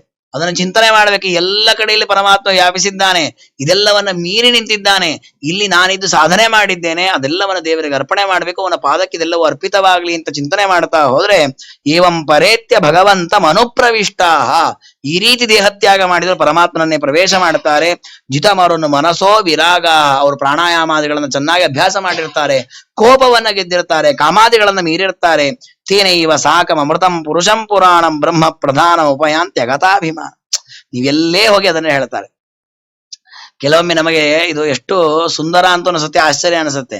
ಎಲ್ಲ ಬಿಡಿ ಎಲ್ಲ ಬಿಡಿ ಎಲ್ಲ ಬಿಡಿ ಅಂತ ಇಲ್ಲಿ ಉಪದೇಶ ಮಾಡಿದ್ದಾರೆ. ಮೋಕ್ಷದಲ್ಲಿ ಎಲ್ಲ ಇದೆ, ಇಲ್ಲಿ ಬಿಡಿ ಎಂದಿದ್ದಾರೆ, ಅಲ್ಲಿ ಎಲ್ಲಾ ಸಿಗತ್ತೆ ನಿಮಗೆ, ಅಲ್ಲಿ ಏನಿಲ್ಲ. ಅದರಲ್ಲೇ ಸುಮಧುರದಲ್ಲಿ ಬರುತ್ತೆ, ಎಂ ಸುಖಿ ಕಾಮಯತೀರ್ಥ ಮಾತ್ರ ಸಂಕಲ್ಪ ಮಾತ್ರ. ಇಲ್ಲಿ ನಾವು ಬಯಸಿ ಅದಕ್ಕೆ ಪ್ರಯತ್ನ ಪಟ್ಟು ಸಿಗದೆ ಹತಾಶರಾಗಿ ಒದ್ದಾಡ್ತೀವಿ. ಅಲ್ಲಿ ಹಾಗಲ್ಲ, ನನಗ್ ಬೇಕು ಅಂತ ಬಯಸಿದ್ಕೊಳ್ಳೋದೆಲ್ಲ ಸಿಗತ್ತಲ್ಲಿ. ಯಾ ಪಿತೃಲೋಕ ಕಾಮ ಸಂಕಲ್ಪಾದೇವ ಪಿತರ ಸಮುತ್ತಿಷ್ಠಂತಿ. ಯಾವುದೋ ಜನ್ಮದಲ್ಲಿ ಯಾವುದೋ ಪಿತೃಗಳನ್ನ ನೋಡ್ಬೇಕು ಅಂತ ಅನ್ಕೊಂಡ್ಕೊಳ್ಳೋರು ಇದ್ರಿಗೆ ಬರ್ತಾರಂತ. ಅಷ್ಟು ವೈಭವ ಇದೆ ಮೋಕ್ಷದಲ್ಲಿ. ಆದ್ರೆ ಇಲ್ಲಿ ದೇವರಿಂದ ನೀನ್ ಕಾಮಿಸ್ಬೇಡ, ನಾನು ಕೊಡ್ತೀನಿ ನಿನಗೆ, ಅದನ್ನೆಲ್ಲ ನೀನ್ ಕೇಳ್ಬೇಡ. ದೇವ್ರು ಹೇಳೋದನ್ನ ನೀನ್ ಕರ್ತವ್ಯ ಮಾಡು, ನಿನಗೆ ಏನ್ ಕೊಡಕ್ಕೆ ನನಗೆ ಗೊತ್ತೇ, ನಾನು ಕೊಡ್ತೀನಿ ಅದನ್ನ. ವಸ್ತು ಸಂಸ್ಥೆಯಲ್ಲೂ ಈ ಕ್ರಮ ಇದೆ ನೋಡಿ, ಗಮನಿಸಿ. ಒಬ್ಬ ಒಂದು ಸಂಸ್ಥೆಯಲ್ಲಿ ಕೆಲಸಕ್ಕೆ ಸೇರ್ಕೊಂಡಿರ್ತಾನೆ, ಅವನಿಗೊಂದು 50,000 40,000 ಸಂಬಳ ಅಂತ ನಿಗದಿತ ಮಾಡಿರ್ತಾರೆ. ಅವನ ಕೆಲಸವನ್ನ ಮಾತ್ರ ಮಾಡ್ಬೇಕು. ಅವನು ದಿವಸ ಕೆಲಸ, ನಾಳೆ ಎಷ್ಟು ನಮ್ಗೆ ಸಂಬಳ ಕೊಡ್ತಿರಲ್ಲ 30ನೇ ತಾರೀಕು, ಕೆಲಸ ಮಾಡೋ ಒಂದು ಬೈದ್ ಕಳಿಸ್ತಾರೆ. ಅವ್ನಿಗೆ 30ನೇ ತಾರೀಕು ಕೊಡಲು ಕೊಡ್ತಾರ ಅವ್ರ ಸಂಬಳ, ಒಂದು ತಿಂಗಳ ಕೆಲಸ ಮಾಡಿ ಸಂಬಳ ಕೊಟ್ಟೇ ಕೊಡ್ತಾರೆ. ಆದ್ರೆ ಅವನು ಅದನ್ನ ಅನ್ಬಾರ್ದು ಬಾಯಿಂದ ಪ್ರತಿ ಸಲ. ಅಂದ್ರೆ ತಾತ್ಪರ್ಯ, ಸ್ವಾಮಿ ನಿಷ್ಠೆ ಇರತಕ್ಕ ವ್ಯಕ್ತಿ ತನ್ನ ಕರ್ತವ್ಯವನ್ನ ಮಾತ್ರ ಮಾಡ್ಲಿಕ್ಕೆ ಅಧಿಕಾರವೇ ವಿನಃ ಫಲಾಪೇಕ್ಷೆನ ಮಾಡ್ಲಿಕ್ಕೆ ಅಧಿಕಾರ. ಆದ್ರೆ ಇವತ್ತಿನ ನಮ್ಮ ಕೆಲಸಗಳೆಲ್ಲ ಫಲಾಪೇಕ್ಷೆಯಿಂದಲೇ ನಾವು ಮಾಡುದು. ಅಷ್ಟು ಕೊಡ್ತಾರೆ ಅಂದ್ರೆ ಕೆಲಸಕ್ಕೆ ಸೇರ್ಕೋತೀವಿ, ಅದೆಲ್ಲ ಇದೆ, ಅದು ಬೇರೆ ವಿಷಯ. ಅಂದ್ರೆ ತಾತ್ಪರ್ಯ, ಯಾವುದೇ ಸೇವೆ, ಯಾವುದೇ ಒಂದು ವ್ಯಕ್ತಿ ತಮ್ಮ ಸೇವೆಯನ್ನು ಸ್ವೀಕಾರ ಮಾಡಬೇಕಾದ್ರೆ ನಾವು ಕಾಮಾದಿಗಳಿಲ್ಲದೆ ಮಾಡಿದಾಗ ಅವನು ಬಹಳ ಸಂತೋಷದಿಂದ ಸ್ವೀಕಾರ ಮಾಡ್ತಾನೆ. ಕಾಮಾದಿಗಳಿದ್ರೆ ಅದನ್ನು ಸಂತೋಷದಿಂದ ಸ್ವೀಕಾರ ಮಾಡೋದಕ್ಕೆ ದೇವರು ಹೇಳಿದ, ನಿಂಗೆಲ್ಲವನ್ನು ನಾನು ಕೊಡ್ತೇನೆ, ಇಲ್ಲಿ ನೀನು ಏನನ್ನು ಬಯಸಬೇಡ, ನಿನ್ನ ಕರ್ತವ್ಯವನ್ನು ನೀನು ಮಾಡು. ನೀನು ಕೊನೆಗೆ ಐಶ್ವರ್ಯಂ ಪಾರಮೇಷ್ಟಿಂ ಯತ್ತೇಪಿ ಧರ್ಮ ವಿನಿರ್ಮಿತಂ ನಿಷೇವ್ಯ ಪುನರಾಯಾಂತಿ ಗುಣ ವ್ಯತಿರೇಕೆ ಸತಿ. ಅದಕ್ಕೆ ಜ್ಞಾನಿಗಳಾದವ್ರು ಏನನ್ನು ಬಯಸಲ್ಲ. ಯಾಕೆಂದ್ರೆ ಇದೇ ಕಾರಣಕ್ಕೆ. ಯಾಕೆಂದ್ರೆ ಬ್ರಹ್ಮ ಪದವಿಯನ್ನು ಬಯಸಿದ್ರು ಕೂಡ ಮತ್ತೆ ಈ ಲೋಕಕ್ಕೆ ಬಂದ್ಬಿಡ್ಬೇಕು ನಾವು. ಅದ್ ನೋಡ್ಲಿಕ್ಕೆ ದೊಡ್ಡದಿರ್ಬೋದು, ಆದ್ರೆ ಇಲ್ಲೇ ಬರ್ಬೇಕಲ್ಲ ಮತ್ತೆ. ಆದ್ರೆ ಮತ್ತೆ ಬರದೇ ಇರೋ ಲೋಕ ಅಂದ್ರೆ ಮೋಕ್ಷ. ಅದು ಬೇಕಾದ್ರೆ ದೇವರನ್ನ ಮಾತ್ರ ಆರಾಧನೆ ಮಾಡ್ಬೇಕು. ಇನ್ನು ಯಾವ ಕಾಮಾದಿಗಳು ಇಲ್ಲದೆ ನಿಷ್ಕಾಮದಿಂದ ದೇವರ ಆರಾಧನೆಯನ್ನು ಮಾಡಬೇಕು. ನೈತತ್ ಕಲಾಯೋಪದೇಶ ನಾವಿನೀತಾಯ ಕರೀತಿಷ್ಟೆಲ್ಲ ದೇವರ ಉಪದೇಶ ಮಾಡಿದ. ತಾಯಿಗೆ ಉಪದೇಶ ಮಾಡಿ ಕಡೆಗೆ ಅಂತಾನೆ ದೇವರು, ನನ್ನನ್ನ ಎಲ್ಲ ಇಂದ್ರಿಯಗಳಿಂದ ಯಥೇಂದ್ರಿಯ ಜ್ಞಾನಂ ಯೋಗಶ್ಚ ಮನ್ನಿಷ್ಠೋ ನೈರ್ಗುಣ್ಯೋ ಭಕ್ತಿ ಲಕ್ಷಣ ದ್ವಯೋರಪ್ಯೇಕ ಏವಾರ್ಥೋ ಭಗವತ್ ಶಬ್ದ ಲಕ್ಷಣ ಅಂತ ದೇವರು ಅನೇಕ ತುಂಬಾ ವಿಸ್ತಾರವಾಗಿ ಹೇಳಿದ್ದಾನೆ. ಇದರಲ್ಲಿ ದೇವರ ಒಂದೊಂದು ಶ್ಲೋಕದಲ್ಲಿ ಬಂದ ಉಪದೇಶವು ಒಂದೊಂದು ಅಧ್ಯಾಯದ ರೀತಿಯಲ್ಲಿ ಇದೆ. ಅದು ಅಂದ್ರೆ ಅನೇಕ ವಿಷಯಗಳಿಂದ ಕೂಡಿಕೊಂಡು ನಮ್ಮ ಒಂದೊಂದು ಇಂದ್ರಿಯಗಳನ್ನ ವಶ ಮಾಡಿಕೊಳ್ಳುವ ಬಗೆ ಹೇಗೆ, ಅದರಿಂದ ದೇವರನ್ನ ಆರಾಧನೆ ಮಾಡುವ ಕ್ರಮ ಹೇಗೆ, ಅದನ್ನೆಲ್ಲ ಹೇಳುತ್ತಾನೆ ಎಲ್ಲ ರೀತಿಯಲ್ಲಿ. ಆಮೇಲೆ 3 ವಿಧವಾದ ಅದ್ವೈತ ಇದೆ, ಕ್ರಿಯಾದ್ವೈತ, ದ್ರವ್ಯಾದ್ವೈತ, ಭಾವಾದ್ವೈತ ಅಂತ. ಆ ರೀತಿಯಲ್ಲೆಲ್ಲ ದೇವರನ್ನ, ಅವನ ರೂಪಗಳನ್ನ ಚಿಂತನೆ ಮಾಡಬೇಕು. ವೈರಾಗ್ಯದಿಂದ ಕೂಡಬೇಕು, ದೃಢವಾಗಿರ್ಬೇಕು ಆ ವೈರಾಗ್ಯ. ಈಯತೆ ಭಗವಾನೇ ಬಿಹಿ ಸಗುಣೋ ನಿರ್ಗುಣ ಸುರಕ. ಅತ್ಯಂತ ಗುಣಗಳಿಂದ ಪೂರ್ಣನಾದ ದೋಷ ದೂರನಾದಂತಹ ಪರಮಾತ್ಮ ಅವನಿಗೆ ತನ್ನ ದರ್ಶನವನ್ನ ಕೊಡ್ತಾನೆ. ಇಂತಹ ಶ್ರೇಷ್ಠವಾದ ಭಕ್ತಿಯ ಲಕ್ಷಣಗಳು, ಭಕ್ತಿಯ ಕ್ರಮಗಳು, ಆಮೇಲೆ ದೇವರ ರೂಪದ ಚಿಂತನೆ, ಜೀವ ಈ ಜಗತ್ತಿನಲ್ಲಿ ಸೃಷ್ಟಿಗೆ ಬರುವಂತಹದ್ದು, ಜೀವನ ನಾನಾ ವಿಧವಾದ ಪ್ರವೃತ್ತಿಗಳು, ರಾಜಸ ತಾಮಸಾದ ವೈವಿಧ್ಯಗಳು, ಆಮೇಲೆ ಈ ಜಗತ್ತನ್ನ ಪರಮಾತ್ಮ ಸೃಷ್ಟಿ ಮಾಡಿದ ಕ್ರಮ, ಮತ್ತೆ ನಾವು ಆ ರೀತಿ ಸಾಧನೆ ಮಾಡಬೇಕು, ಯಾರ ಸಂಘವನ್ನ ಮಾಡಬೇಕು, ಯಾರ ಸಂಘ ಮಾಡಬಾರದು ಇತ್ಯಾದಿಯಾಗಿ ಒಬ್ಬ ವ್ಯಕ್ತಿಯ ಉದ್ಧಾರಕ್ಕೆ ಬೇಕಾದ ಉಪದೇಶಗಳನ್ನೆಲ್ಲ ದೇವರಲ್ಲಿ ಮಾಡಿದ್ದಾನೆ. ಜೀವಸ್ಯ ಸಂಸ್ಕೃತಿ ಭಕ್ತಿ ಅವಿದ್ಯಾ ಕರ್ಮ ನಿರ್ಮಿತ ಯಾ ಸ್ವಯಂ ಪ್ರವಿಶನ್ನಾತ್ಮ ನವೇದ ಗತಿಮಾತ್ಮನಃ. ನಮಗೆ ನಾನಾ ವಿಧವಾದ ಜನ್ಮ ಬರ್ಲಿಕ್ಕೆ ನಾವೇ ಕಾರಣ, ಅದರಿಂದ ಹೊರ ಹೋಗ್ಲಿಕ್ಕೆ ಏನು ಅನ್ನೋದು ಮಾತ್ರ ನಮಗೆ ಗೊತ್ತಿಲ್ಲ. ಬರ್ಲಿಕ್ಕೆ ಮಾತ್ರ ಗೊತ್ತಿದೆ ನಮಗೆ, ಬರ್ಲಿಕ್ಕೆ ಎಷ್ಟು ಬೇಕೋ ಅಷ್ಟು ಮತ್ತೆ ಕೆಟ್ಟ ಕೆಲಸ ಮಾಡ್ತಾ ಇರ್ತೀವಿ. ಹೊರಗೆ ಹೋಗ್ಲಿಕ್ಕೆ ಏನ್ ಬೇಕೋ ಅದನ್ನ ಮಾಡಲ್ಲ. ಅದಕ್ಕೋಸ್ಕರವಾಗಿ ಈ ತತ್ವವನ್ನು ತಿಳ್ಕೊಳ್ಳೋದು. ದೇವರು ಹೇಳ್ತಾನೆ, ಇಷ್ಟು ನಾನು ಉಪದೇಶ ಮಾಡಿದಂತ ತಿಳ್ಕೊ, ಅದೇ ರೀತಿ ಆರಾಧನೆ ಮಾಡು, ಉದ್ಧಾರ ಆಗ್ತೀಯ. ಇದನ್ನ ದುಷ್ಟರಿಗೆ ಹೇಳಬೇಡ ಅಂತಾನೆ ದೇವರು. ನೈತತ್ ಕಲಾಯೋಪದಿಶೇ ನಾವಿನೀತಾಯ ಕರ್ಹಿಚಿತ ನ ಸ್ತಬ್ಧಾಯ ನ ಭಿನ್ನಾಯ ನೈವ ಧರ್ಮಧ್ವಜಾಯ. ದುಷ್ಟರು ಅಂತ ಯಾರಿದ್ರೆ ಅವರಿಗೆ ಧರ್ಮವನ್ನು ಉಪದೇಶ ಮಾಡಬಾರದು. ಯಾಕಂದ್ರೆ ನಾವು ಧರ್ಮ ಉಪದೇಶ ಮಾಡಿದ್ರೆ ಅದು ಹೇಳ್ತಾರ ಬೋರ್ಗಲ್ ಮೇಲೆ ನೀರ್ ಸುರದಂತೆ ಅಂತ, ಹಾಗೆ ವೇಸ್ಟ್ ಆಗತ್ತೆ. ಅದೇ ರೀತಿ ಅವಿನೇತಾಯ, ಯಾರಿಗೆ ವಿಧೇಯತೆ ಇಲ್ಲ, ತತ್ವವನ್ನು ತಿಳ್ಕೊಳ್ಬೇಕು ಅನ್ನೋ ಶ್ರದ್ಧೆ ಇಲ್ಲ, ಅವರಿಗೆ ಉಪದೇಶ ಮಾಡಬಹುದು. ನ ಸ್ತಬ್ಧಾಯ, ಇನ್ನು ಕೆಲವರು ಇರ್ತಾರೆ ಸುಮ್ಮನೆ ಕೂತಿರ್ತಾರ, ನೀವೆಷ್ಟು ಬೇಕಾದ್ರೂ ಉಪದೇಶ ಮಾಡಿ ಅವರಿಗೆ ಯಾವ ವಿಕಾರ ನವಿಕ್ರಿಯೇತಾಥ ಮುಖೇ ವಿಕಾರ. ಅದಕ್ಕೆ ಹೇಳ್ತಾರೆ ಭಾಗವತವೇ, ತದಶ್ಮಸಾರಂ ಹೃದಯಂಬತೆ. ಅದು ಹೃದಯ ಅಲ್ಲ, ಅದು ಕಲ್ಲು ಅಂತದೆ ಭಾಗವತ. ಈಗ ನೀವೇನು ಉಪದೇಶ ಮಾಡಿ ಕೃಷ್ಣ ಹಾಗೋಣ, ಹೌದಾ ಆಯ್ತಾ ನಿಮ್ದು ಪುರಾಣ ಎಲ್ಲ ಮುಗಿತಾ ಹೊರಡೋಣ ಅಷ್ಟೇ. ಅವರಿಗೆ ಟೈಮು 6 ರಿಂದ 7 ಉಪನ್ಯಾಸ ಕೇಳ್ತಾರೆ, ಅವ್ರು ಹೊರಟು ಬಿಡ್ತಾರೆ. ಈ ರೀತಿ ಅಂದ್ರೆ ಟೈಮ್ ಪಾಸಿಗೆ ಅಂತ ಒಂದು ಗಂಟೆ ಕಾರ್ಯಕ್ರಮ ಅನ್ಕೊಂಡಿದ್ದಾರೆ. ಹಾಗಲ್ಲ. ಅದಕ್ಕೆ ಹೇಳ್ತಾರೆ, ಯಾರು ಸ್ತಬ್ಧರಾಗಿದ್ದಾರೆ, ನ ಭಿನ್ನಾಯ ನೈವ ಧರ್ಮಧ್ವಜಾಯ. ಭೇದ ಭಾವ ಮಾಡುವ ವ್ಯಕ್ತಿ, ದೇವರ ರೂಪಗಳಲ್ಲಿ ಭೇದ ಭಾವ ಚಿಂತನೆ ಮಾಡುವವನಿಗೆ ಉಪದೇಶ ಮಾಡಬಾರದು. ಇನ್ನು ಧರ್ಮಧ್ವಜಾಯ. ಧರ್ಮಧ್ವಜ ಅಂದ್ರೆ ಏನು? ಧ್ವಜದಲ್ಲೆಲ್ಲ ಧರ್ಮ ಇಟ್ಕೊಂಡವ್ರು. ಧರ್ಮವನ್ನ ಮಾಡ್ತೀವಿ ಅಂತ ಪಟ ತೋರಿಸ್ತಾರ, ಅಷ್ಟೇ, ಧರ್ಮ ಮಾಡಲ್ಲ. ಅದು ಧ್ವಜ ಮಾತ್ರ ಹಾರಾಡ್ತಾ ಇದೆ, ಧರ್ಮ ಮಾಡ್ತೀವಿ ಅಂತ. ಆಚರಣೆಯಲ್ಲಿ ಧರ್ಮಾಚರಣೆ ಇಲ್ಲ. ಅಂಥವ್ರಿಗೆ ಇದನ್ನು ಉಪದೇಶ ಮಾಡಿದ ವಸ್ತು ನಮಗೆ ಹೇಳಿದ ಕಪಿಲ ನಾವು ಪರಮಾತ್ಮ ಇದನ್ನ. ಯಾಕೆಂದ್ರೆ ನಾವು ಸಂಧ್ಯಾವಂದನ ಮಾಡ್ತೇವೆ ಅಂತ ಹೇಳ್ತೇವೆ, ಸಕಾಲಕ್ಕೆ ಮಾಡಲ್ಲ, ಸರಿಯಾದ ಮಂತ್ರ ಹೇಳಲ್ಲ, ಸ್ಪಷ್ಟ ಉಚ್ಚಾರ ಇಲ್ಲ, ಅನುಸಂಧಾನ ಇಲ್ಲ, ಮತ್ತೆ ನಾವು ಧರ್ಮಧ್ವಜರೇ ಅಲ್ಲ. ಒಂದು ಸಂಧ್ಯಾವಂದನ ತಗೊಂಡು ಎಲ್ಲವೂ ನಮ್ಮ ಆಚರಣೆ ಹೀಗೆ ಇದೆ. ಹಾಗೆ ಧರ್ಮಧ್ವಜರಿಗೆ ಇದನ್ನು ಉಪದೇಶ ಮಾಡ. ಆದ್ರೆ ಒಂದೇನು ಒಳ್ಳೆಯದು ಅಂದ್ರೆ, ಗೊತ್ತಿದೆ ನಮಗೆ ನಾವು ಸರಿಯಾಗಿ ಮಾಡ್ತಾ ಇಲ್ಲ ಅನ್ನೋ ಮನವರಿಕೆ ಆಗಿದೆಲ್ಲ, ಅದು ಸಾಕು. ಅವಾಗ ನಾವು ಧಾರ್ಮಿಕರೇ ಆಗ್ತೀವಿ. ನಲೋಲುಪಾಯ ಉಪದಿಶೆ ನಗೃಹಾರೂಢ ಚೇತಸೆ. ಯಾರಿಗೆ ಮನೆ ಮೇಲೆ ಅಭಿಮಾನ ಇದೆ, ನಾವು ಉಪನ್ಯಾಸ ಕೇಳುವಾಗ ನಮ್ಮ ಮನೆ ಇದೆ ಅನ್ನೋದೇ ಮರ್ತು ಹೋಗಿರ್ತೀವಿ. ಉಪನ್ಯಾಸ ಹೊಂದ್ಕೊಳ್ಳೋ ಮನೆಗೆ ಹೋಗ್ಬೇಕಲ್ಲ, ಎಲ್ಲ ಆಟೋ ಸೇರ್ಕೊಂಡು ನೆನಪಾಗತ್ತೆ. ಹಾಗಾದ್ರೆ ಅದು ಉಪಯೋಗ ಇಲ್ಲ. ಹಾಗಾಗಿ ಹೇಳ್ತಾನೆ ದೇವರು, ಗೃಹಾರೂಢ ಚೇತಸೆ, ಮನೆಯ ಮೇಲೆ ಯಾರು ಮನಸ್ಸನ್ನ ಇಟ್ಟಿದ್ದಾನೆ ಅಂಥವ್ರಿಗೆ ಉಪದೇಶ ಮಾಡ್ಬೇಡ. ಅಂದ್ರೆ ತಾತ್ಪರ್ಯ ಇದನ್ನೆಲ್ಲ ಯಾಕೆ ದೇವ್ರು ಹೇಳಿದ್ದು ಅಂದ್ರೆ, ಅದನ್ನೆಲ್ಲ ಬಿಡಿ, ಸಾಕು. ಇನ್ನು ಎಷ್ಟು ದಿವಸ ಮಾಡ್ತೀರಿ? ಒಂದು ಹಂತದವರೆಗೂ ಮಾಡಿದ್ದೇವೆ, ನಾನು, ನಂದು ಹೆಂಡತಿ, ಮಕ್ಕಳು, ಅದು ಮನೆ ಅಂತ ಎಲ್ಲ ಗೊತ್ತಾಯ್ತಲ್ಲ, ನೋಡಿದಲ್ಲ, ಒಂದಲ್ಲ ಎರಡಲ್ಲ, ಎಷ್ಟು ಅನುಭವಕ್ಕೆ ಬಂತು, ಎಷ್ಟು ರೀತಿಯ ಪ್ರಸಂಗಗಳನ್ನ ನೋಡಿದ್ದೇವೆ. ಗಂಡ ಸತ್ತವರು, ಹೆಂಡತಿ ಸತ್ತವರು, ಮನೆ ಹೋದವರು, ಮಕ್ಕಳು ಹೋದವರು, ಎಲ್ಲಾ ರೀತಿಯ ಪ್ರಸಂಗ ನೋಡಿ. ಹಾಗಾದ್ರೆ ಯಾವುದು ಶಾಶ್ವತ ಅಲ್ಲ. ಇಷ್ಟು ಗೊತ್ತಾದ್ಮೇಲೆ ಮತ್ತೆ ಅದು ಅಭಿಮಾನ ಮಾಡ್ತೀವಿ, ಎಂಥ ಪಾಪಕರ್ಮ. ಅದಕ್ಕೆ ದೇವ್ರು ಬಿಡಿ ಎಂದು. ನಾ ಭಕ್ತಾಯ ಚ ಮೇ ಜಾತು ನಮದ್ಭಕ್ತ ದ್ವಿಷಾಮಪಿ. 2 ಮಾತನ್ನು ಸ್ಪಷ್ಟ ಹೇಳಿದಾನೆ ದೇವರು. ನನ್ನ ಭಕ್ತರು ಯಾರಲ್ಲ ಅವರಿಗೆ ಇದನ್ನು ಉಪದೇಶ ಮಾಡಬೇಡ, ಯಾರು ನನ್ನ ಭಕ್ತರ ದ್ವೇಷಗಳು ಅವರಿಗೂ ಹೇಳಬೇಡ ಅಂತಾನೆ. ಅಂದ್ರೆ ಪರಮಾತ್ಮನ ಭಕ್ತರನ್ನ ದ್ವೇಷ ಮಾಡುವುದು ಪಾಪ ಸಾಧನ. ಆಚಾರ್ಯರು ಮಹಾಭಾರತ ಅಪ್ರಣಯದಲ್ಲಿ 9 ದ್ವೇಷಗಳನ್ನು ಹೇಳ್ತಾರೆ ಪರಮಾತ್ಮನ ವಿಧದಲ್ಲಿ ದ್ವೇಷ. ಅದರಲ್ಲಿ ಒಂದು ತತ್ ಪ್ರಮಾಣಸ್ಯ ನಿಂದಾಚ, ಅದೇ ಇದರಲ್ಲೂ ಸೇರ್ಕೊಳ್ಳುತ್ತೆ. ಪರಮಾತ್ಮನ ಭಕ್ತರನ್ನ ದ್ವೇಷ ಮಾಡುವುದನ್ನ, ಪರಮಾತ್ಮನ ಭಕ್ತರನ್ನ ಅವನ ಪ್ರಮಾಣಗಳು, ಅವನನ್ನು ಚೆನ್ನಾಗಿ ತಿಳಿಸಿಕೊಡ್ತಕ್ಕಂತಹ ಗ್ರಂಥಗಳು, ಅದರ ನಿಂದನೆ ಮಾಡುವವರಿಗೆ ನಾವು ಉಪದೇಶ ಮಾಡಬಾರದು. ವೇದವನ್ನ, ಗೀತೆಯನ್ನ, ಶಾಸ್ತ್ರವನ್ನ ನಿಂದನೆ ಮಾಡುತ್ತಾರೆ, ಅವನ್ನೆಲ್ಲ ಸುಡಬೇಕು ಅಂತಾರೆ, ಅಂಥವರಿಗೆ ಈ ಗ್ರಂಥಗಳನ್ನು ಉಪದೇಶ ಮಾಡಬಾರದು. ಅದೇ ರೀತಿ ಪರಮಾತ್ಮನ ಭಕ್ತರನ್ನ ದ್ವೇಷ ಮಾಡುತ್ತಾರೆ, ವಾಯುದೇವರನ್ನ ದ್ವೇಷ ಮಾಡುತ್ತಾರೆ, ಮುಖ್ಯ ಪ್ರಾಣದೇವರನ್ನ ದ್ವೇಷ ಮಾಡ್ತಾರೆ, ಮಧ್ವಾಚಾರ್ಯ ದ್ವೇಷ ಮಾಡ್ತಾರೆ, ಅಂಥವರಿಗೆ ಈ ಗ್ರಂಥವನ್ನು ಉಪದೇಶ ಮಾಡಬಾರದು. ಶ್ರದ್ಧೆ ಇರತಕ್ಕ ಭಕ್ತರಾದ, ವಿನೀತನಾದ, ಅನಸೂಯವೇ, ಅಸೂಯ, ಕಾಮ, ಕ್ರೋಧ ಇಲ್ಲದೇ ಇರತಕ್ಕಂಥವನಿಗೆ ಇದನ್ನು ಉಪದೇಶ ಮಾಡಬೇಕು. ಭೂತೇಶು ಕೃತ ಮೈತ್ರಾಯ ಶುಶ್ರೂಷಾಭಿರತಾಯ. ಎಲ್ಲ ಕಡೆ ಮೈತ್ರಿ ಭಾವ ಬೇಕು ನೋಡಿ. ದೇವರು ಕೊಟ್ಟಿರತಕ್ಕ ಮುಖ, ದೇವರು ಕೊಟ್ಟಿರತಕ್ಕ ಬಾಯಿ, ಆನಂದವಾಗಿರೋಣ, ನಗ್ತಾ ಇರೋಣ, ಸುಖವಾದ ಮಾತಾಡೋಣ, ಕೆಟ್ಟ ಮಾತು ಯಾಕಾಡ್ಬೇಕು, ಆ ಭಾವನೆ ಇರಬೇಕು. ಬಹಿರ್ಜಾತ ವಿರಾಗಾಯ ಶಾಂತಚಿತ್ತ ಇರುತ್ತೆ. ಯಾವ ಇಂದ್ರಿಯಗಳಲ್ಲಿಯೂ ವಿಷಯ ಪದಾರ್ಥಗಳ ಆಸಕ್ತಿ ಇರಬಾರ್ದು. ಹೊರಗಡೆ ಎಲ್ಲ ವೈರಾಗ್ಯವೇ ಇರಬೇಕು. ನಿರ್ಮತ್ಸರಾಯ, ನಿರ್ಮತ್ಸರನಾಗಿರ್ಬೇಕು, ಶುಚಿಯಾಗಿರಬೇಕು, ಶ್ರದ್ಧೆಯಿಂದ ಕೂಡಿರಬೇಕು. ಅಂತಹ ಪುರುಷ ಸಕೃತ್ ಇದಂ ಶೃಣುಯಾತ್. ಅಮ್ಮ, ಒಂದು ಬಾರಿ ಈ ಗ್ರಂಥವನ್ನು ಅವನು ಶ್ರವಣ ಮಾಡಿದ್ರು ಕೂಡ ಮಚ್ಚಿತ್ತ ಸಹ್ಯೇತಿ ಪದವೀಂಚಮೆ, ನನ್ನಲ್ಲಿ ಮನಸ್ಸವನಿಗೆ ಬರ್ತದೆ, ನನ್ನ ಮಾರ್ಗವನ್ನು ಅವನು ಅವಲಂಬಿಸ್ತಾನೆ. ನಾವು 10 ಬಾರಿ ಸಪ್ತಾಹ ಕೇಳಿದ್ರೆ ನಾವು ಬರಲೇ ಇಲ್ಲ. ಯಾಕೆ ಅಂದ್ರೆ ನಾವು ಆ ರೀತಿಯ ಶ್ರದ್ಧೆಯಿಂದ ಕೂಡ್ಲಿಲ್ಲ. ನಮ್ಮಲ್ಲಿ ಶ್ರದ್ಧೆ, ಭಕ್ತಿ, ವಿನೀತ, ಅನಸೂಯತೆ, ಭೂತಗಳಲ್ಲಿ ಸೌರಧ, ಈ ಎಲ್ಲ ಗುಣ ಇದ್ದು ನಾವು 1 ಬಾರಿ ಕಪಿಲನ ಗೀತೆಯನ್ನು ಶ್ರವಣ ಮಾಡೋಣ, ನಮಗೆ ಖಂಡಿತವಾಗಿಯೂ ದೇವರಲ್ಲಿ ಮನಸ್ಸು ಬರುತ್ತೆ, ನಾವು ಪರಮಾತ್ಮ ಲೋಕ ಹೊಂದೇ ಹೊಂದುತ್ತೇವೆ. ಅದಿಲ್ಲ ಅಂದ್ರೆ ಕಷ್ಟ. ಅದಕ್ಕೋಸ್ಕರವಾಗಿ ಪರಮಾತ್ಮ ಇಷ್ಟು ಉಪದೇಶವನ್ನ ಮಾಡಿದ. ಇದನ್ನೆಲ್ಲ ಕೇಳಿಸ್ಕೊಂಡ್ರು ದೇವಹೂತಿ ದೇವಿ. ಕೇಳಿದ ದೇವರು, ಇನ್ನೇನಾದ್ರು ಪ್ರಶ್ನೆ ಇದ್ರೆ ಹೇಳು ಅಂತ. ಏನು ಕೇಳ್ತಾಳ ಪ್ರಶ್ನೆ ಪಾಪ ದೇವಹೂತಿ, ಎಲ್ಲ ಮುಗಿದು ಹೋಗಿದೆ. ಏವಂ ನಿಶಮ್ಯ ಕಪಿಲಸ್ಯ ವಚೋ ಜನಿತ್ರಿ ಸಾಕರ್ದಮಸ್ಯ ದಯಿತಾ ಕಿಲ ದೇವಹೂತಿ ವಿಸ್ರಸ್ತ ಮೋಹ ಪಟಲ ತಮಭಿಪ್ರಣಮ್ಯ ತುಷ್ಟಾವ ತತ್ವ ವಿಷಯಾಖಿಲ ಸಿದ್ಧ ಭೂಮಿ. ಎಷ್ಟು ತತ್ವಗಳು ಬೇಕೋ ಆ ಎಲ್ಲ ತತ್ವಗಳನ್ನು ಉಪದೇಶ ಮಾಡುವ ಮೂಲ ಸ್ಥಾನ ಪರಮಾತ್ಮ. ಅಂತಹ ಪರಮಾತ್ಮನನ್ನ ಸಾಷ್ಟಾಂಗ ನಮಸ್ಕಾರ, ಪ್ರಣಮ್ಯ ತದಮಭಿಪ್ರಣಮ್ಯ, ಚೆನ್ನಾಗಿ ಅವನಿಗೆ ನಮಸ್ಕಾರ ಮಾಡಿಲ್ಲ, ಸ್ತೋತ್ರ ಮಾಡಿಲ್ಲ. ಯಾಕೆ ಅಂದ್ರೆ ವಿಸ್ರಸ್ತ ಮೋಹ ಪಟಲ, ತನಗೇನೇನು ಅಜ್ಞಾನ ಇತ್ತು, ತನಗೇನೇನು ಸಂದೇಹ ಇತ್ತು, ಅದೆಲ್ಲ ಕಳೆದು ಹೋಗ್ಬಿಟ್ಟು ಇದ್ರೆ ಇಂತಹ ಮಕ್ಕಳಿರಬೇಕು ಅಲ್ವಾ. ಯಾಕೆಂದ್ರೆ ತಾಯಿಗೆ ಇನ್ನೇನ್ ಬೇಕು ಹೇಳಿ, ಉದ್ಧಾರ ಆಗ್ಲಿಕ್ಕೆ ಎಲ್ಲ ಉಪದೇಶ ಮಾಡಿಬಿಟ್ಟಿದ್ದಾನೆ ಪರಮಾತ್ಮ ದೇವಹೂತಿ ದೇವಿ. ಅಥಾಪ್ಯಯಾಂತೆ ಸಲಿಲೇಶಯಾನಂ ಭೂತೇಂದ್ರಿಯಾರ್ಥಾತ್ಮ ಸಮಯಂ ವಪುಸ್ತೆ ಗುಣ ಪ್ರವಾಹಂ ಸದಶೇಷ ಬೀಜಂ ದಧ್ಯೋಸ್ವಯಂ ಸ್ವಯಂ ಯಜ್ಜಠರಾಬ್ಜ ಜಾತಃ. ದೇವಹೂತಿ ದೇವಿ ಅಂತಾರೆ, ದೇವರೇ ನೀನು ನನ್ನ ಮಗ ಅಂತ ನನ್ನ ಅಮ್ಮ ಅಮ್ಮ ಅಮ್ಮ ಅಂತ ಕರಿತಾ ಇದ್ದಿ, ನೀ ನನ್ನ ಮಗ ಆಗ್ಲಿಕ್ಕೆ ಸಾಧ್ಯ ಇಲ್ಲ. ಯಾಕೆ ಅಂದ್ರೆ ಪ್ರಳಯ ಕಾಲದಲ್ಲಿ ನೀನೊಬ್ಬನೇ ಮಲಗಿರ್ತೀಯ, ಇಡೀ 14 ಲೋಕ ಇಲ್ಲಿರುವ ಜೀವರಾಶಿಗಳು ಎಲ್ಲವನ್ನು ಕೂಡ ಸಲಿಲೆ ಶಯಾನಂ ಭೂತೇಂದ್ರಿಯ ಆತ್ಮಮಯಂ ವಪುಸ್ತ ಅದೆಲ್ಲವನ್ನು ನಿನ್ನ ಉದರದಲ್ಲಿ ಹಾಕಿ ಧಾರಣೆ ಮಾಡಿಕೊಳ್ತೀಯ. ದಧ್ಯೋ ಸ್ವಯಂ ಜಠರಾಬ್ಜ ಜಾತಃ, ಚತುರ್ಮುಖ ಬ್ರಹ್ಮದೇವರಿನ ನಾಭಿಯಿಂದ ಹುಟ್ಟಿದವರು. ಈ ಇಡೀ ಜಗತ್ತಿನ ವಿಶ್ವಸ್ಯ ವಿಧತ್ತೆ ಗುಣಪ್ರವಾಹೇಶು ವಿಭಕ್ತ ವೀರ್ಯ, ನಾನಾ ವಿಧವಾದಂತಹ ಚೇತನರು, ನಾನಾ ವಿಧವಾದ ಜಡ ಪದಾರ್ಥಗಳು ಅಂತ ಈ ದೊಡ್ಡ ಬ್ರಹ್ಮಾಂಡವನ್ನ ಸೃಷ್ಟಿ ಮಾಡಿ ಸ್ಥಿತಿ ಮಾಡಿ ಸಂಹಾರ ಮಾಡತಕ್ಕ ಅನಂತ ಶಕ್ತಿ ನೀನು. ಸತ್ವಂಭೃತೋ ಮೇ ಜಠರೇಣನಾಥ ಕಥನ್ನು ಯಸ್ಯೋದರ ಏತದಾದ, ನೀನ್ ನನ್ನ ಗರ್ಭದಲ್ಲಿ ಇದ್ಯಾ, ನನ್ನ ಮಗನಾಗಿ ನೀನು ಹುಟ್ಟಿದೀಯಾ, ಆಶ್ಚರ್ಯ ಆಗತ್ತೆ ಅಂತಾರ. ಅದು ಸಾಧ್ಯವೇ ಇಲ್ಲ. ಲೋಕದ ದೃಷ್ಟಿಯಲ್ಲಿ ದೇವರು ಹಾಗೆ ಬರ್ತಾನೆ ವಿನಃ ದೇವರು ಯಾರ ಗರ್ಭದಿಂದಲೂ ಹುಟ್ಟೋದಿಲ್ಲ. ವಿಶ್ವಂ ಯುಗಾಂತೆ ವಟಪತ್ರ ಏಕಃ ಶೇತೆ ಸ್ಮ ಮಾಯಾ ಶಿಶುರಂಘ್ರಿಪಾನಃ. ಪ್ರಳಯ ಕಾಲದಲ್ಲಿ ಆಲದೆಲೆ ಮೇಲೆ ತನ್ನ ಪಾದದ ಉಗುರನ್ನು ತಾನೇ ಚೀಪ್ತಾ ಮಲಗಿರ್ತಾನಂತೆ ಪರಮಾತ್ಮ. ಅಂತ ನೀನ್ ನನ್ನ ಮಗನಾಗಿ ಬಂದಿದ್ದಿ ಅಂತ ಹೇಳುದು ಅತ್ಯಂತ ಅಸಂಗತ. ನೀ ನನ್ನ ಮಗ ಅಲ್ಲ, ನೀನ್ ಜಗತ್ತಿನ ಸ್ವಾಮಿಯಾದವನು, ಜಗತ್ತಿನ ಸ್ವತಂತ್ರನಾದಂತಹ ಶಕ್ತಿ ನೀನು, ನಿನ್ನ ಅಧೀನರು ನಾವೆಲ್ಲ. ತಂತ್ವಾಧಾಹಂ ಬ್ರಹ್ಮ ಪರಂ ಪುಮಾಂಸಂ.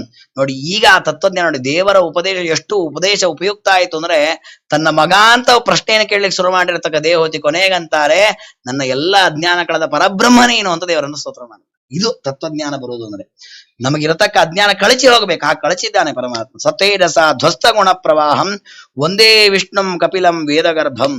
ವೇದಗರ್ಭಂ ವೇದಾದಿ ಸಕಲ ಶಾಸ್ತ್ರಗಳನ್ನ ತನ್ನ ಉಪದೇಶದ ಮೂಲಕ ಜಗತ್ತಿಗೆ ಕೊಡತಕ್ಕಂತಹ ಬ್ರಹ್ಮದೇವರ ತಂದೆಯಾದ ಕಪಿಲ ಅಂತ ವಿಖ್ಯಾತನಾದಂತಹ ವಿಷ್ಣುವಿನ ಅವತಾರನಾದ ಪರಮಾತ್ಮನೇ ನಿನಗೆ ನಮೋ ನಮಃ ಅಂತ ಅವನಿಗೆ ನಮಸ್ಕಾರವನ್ನ ಮಾಡಿದ್ದಾರೆ.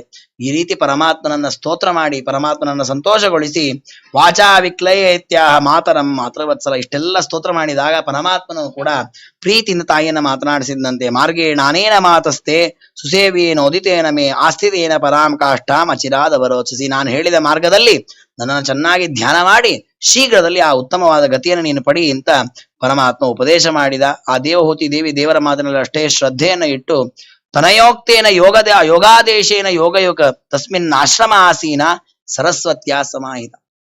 ನಮ್ಮಲ್ಲಿ ಕೆಲವರೆಲ್ಲ ಆಡ್ಕೊಳ್ಳೋದಿದೆ, ನಿಮ್ಮಲ್ಲಿ ಏನ್ರಿ ನೀವು ಸ್ತ್ರೀಯರನ್ನ ಶೋಷಣೆ ಮಾಡ್ಬಿಟ್ಟಿದ್ದೀರಿ, ಅವರಿಗೆಲ್ಲ ಓದ್ಲಿಕ್ಕೆ ಬಿಡ್ಲಿಲ್ಲ, ನೀವು ಕಟ್ಟಿ ಹಾಕಿದ್ದೀರಿ, ಹಾಗೆ ಹೀಗೆ ನಿಮ್ಮ ಗ್ರಂಥಗಳು ಅಂತ.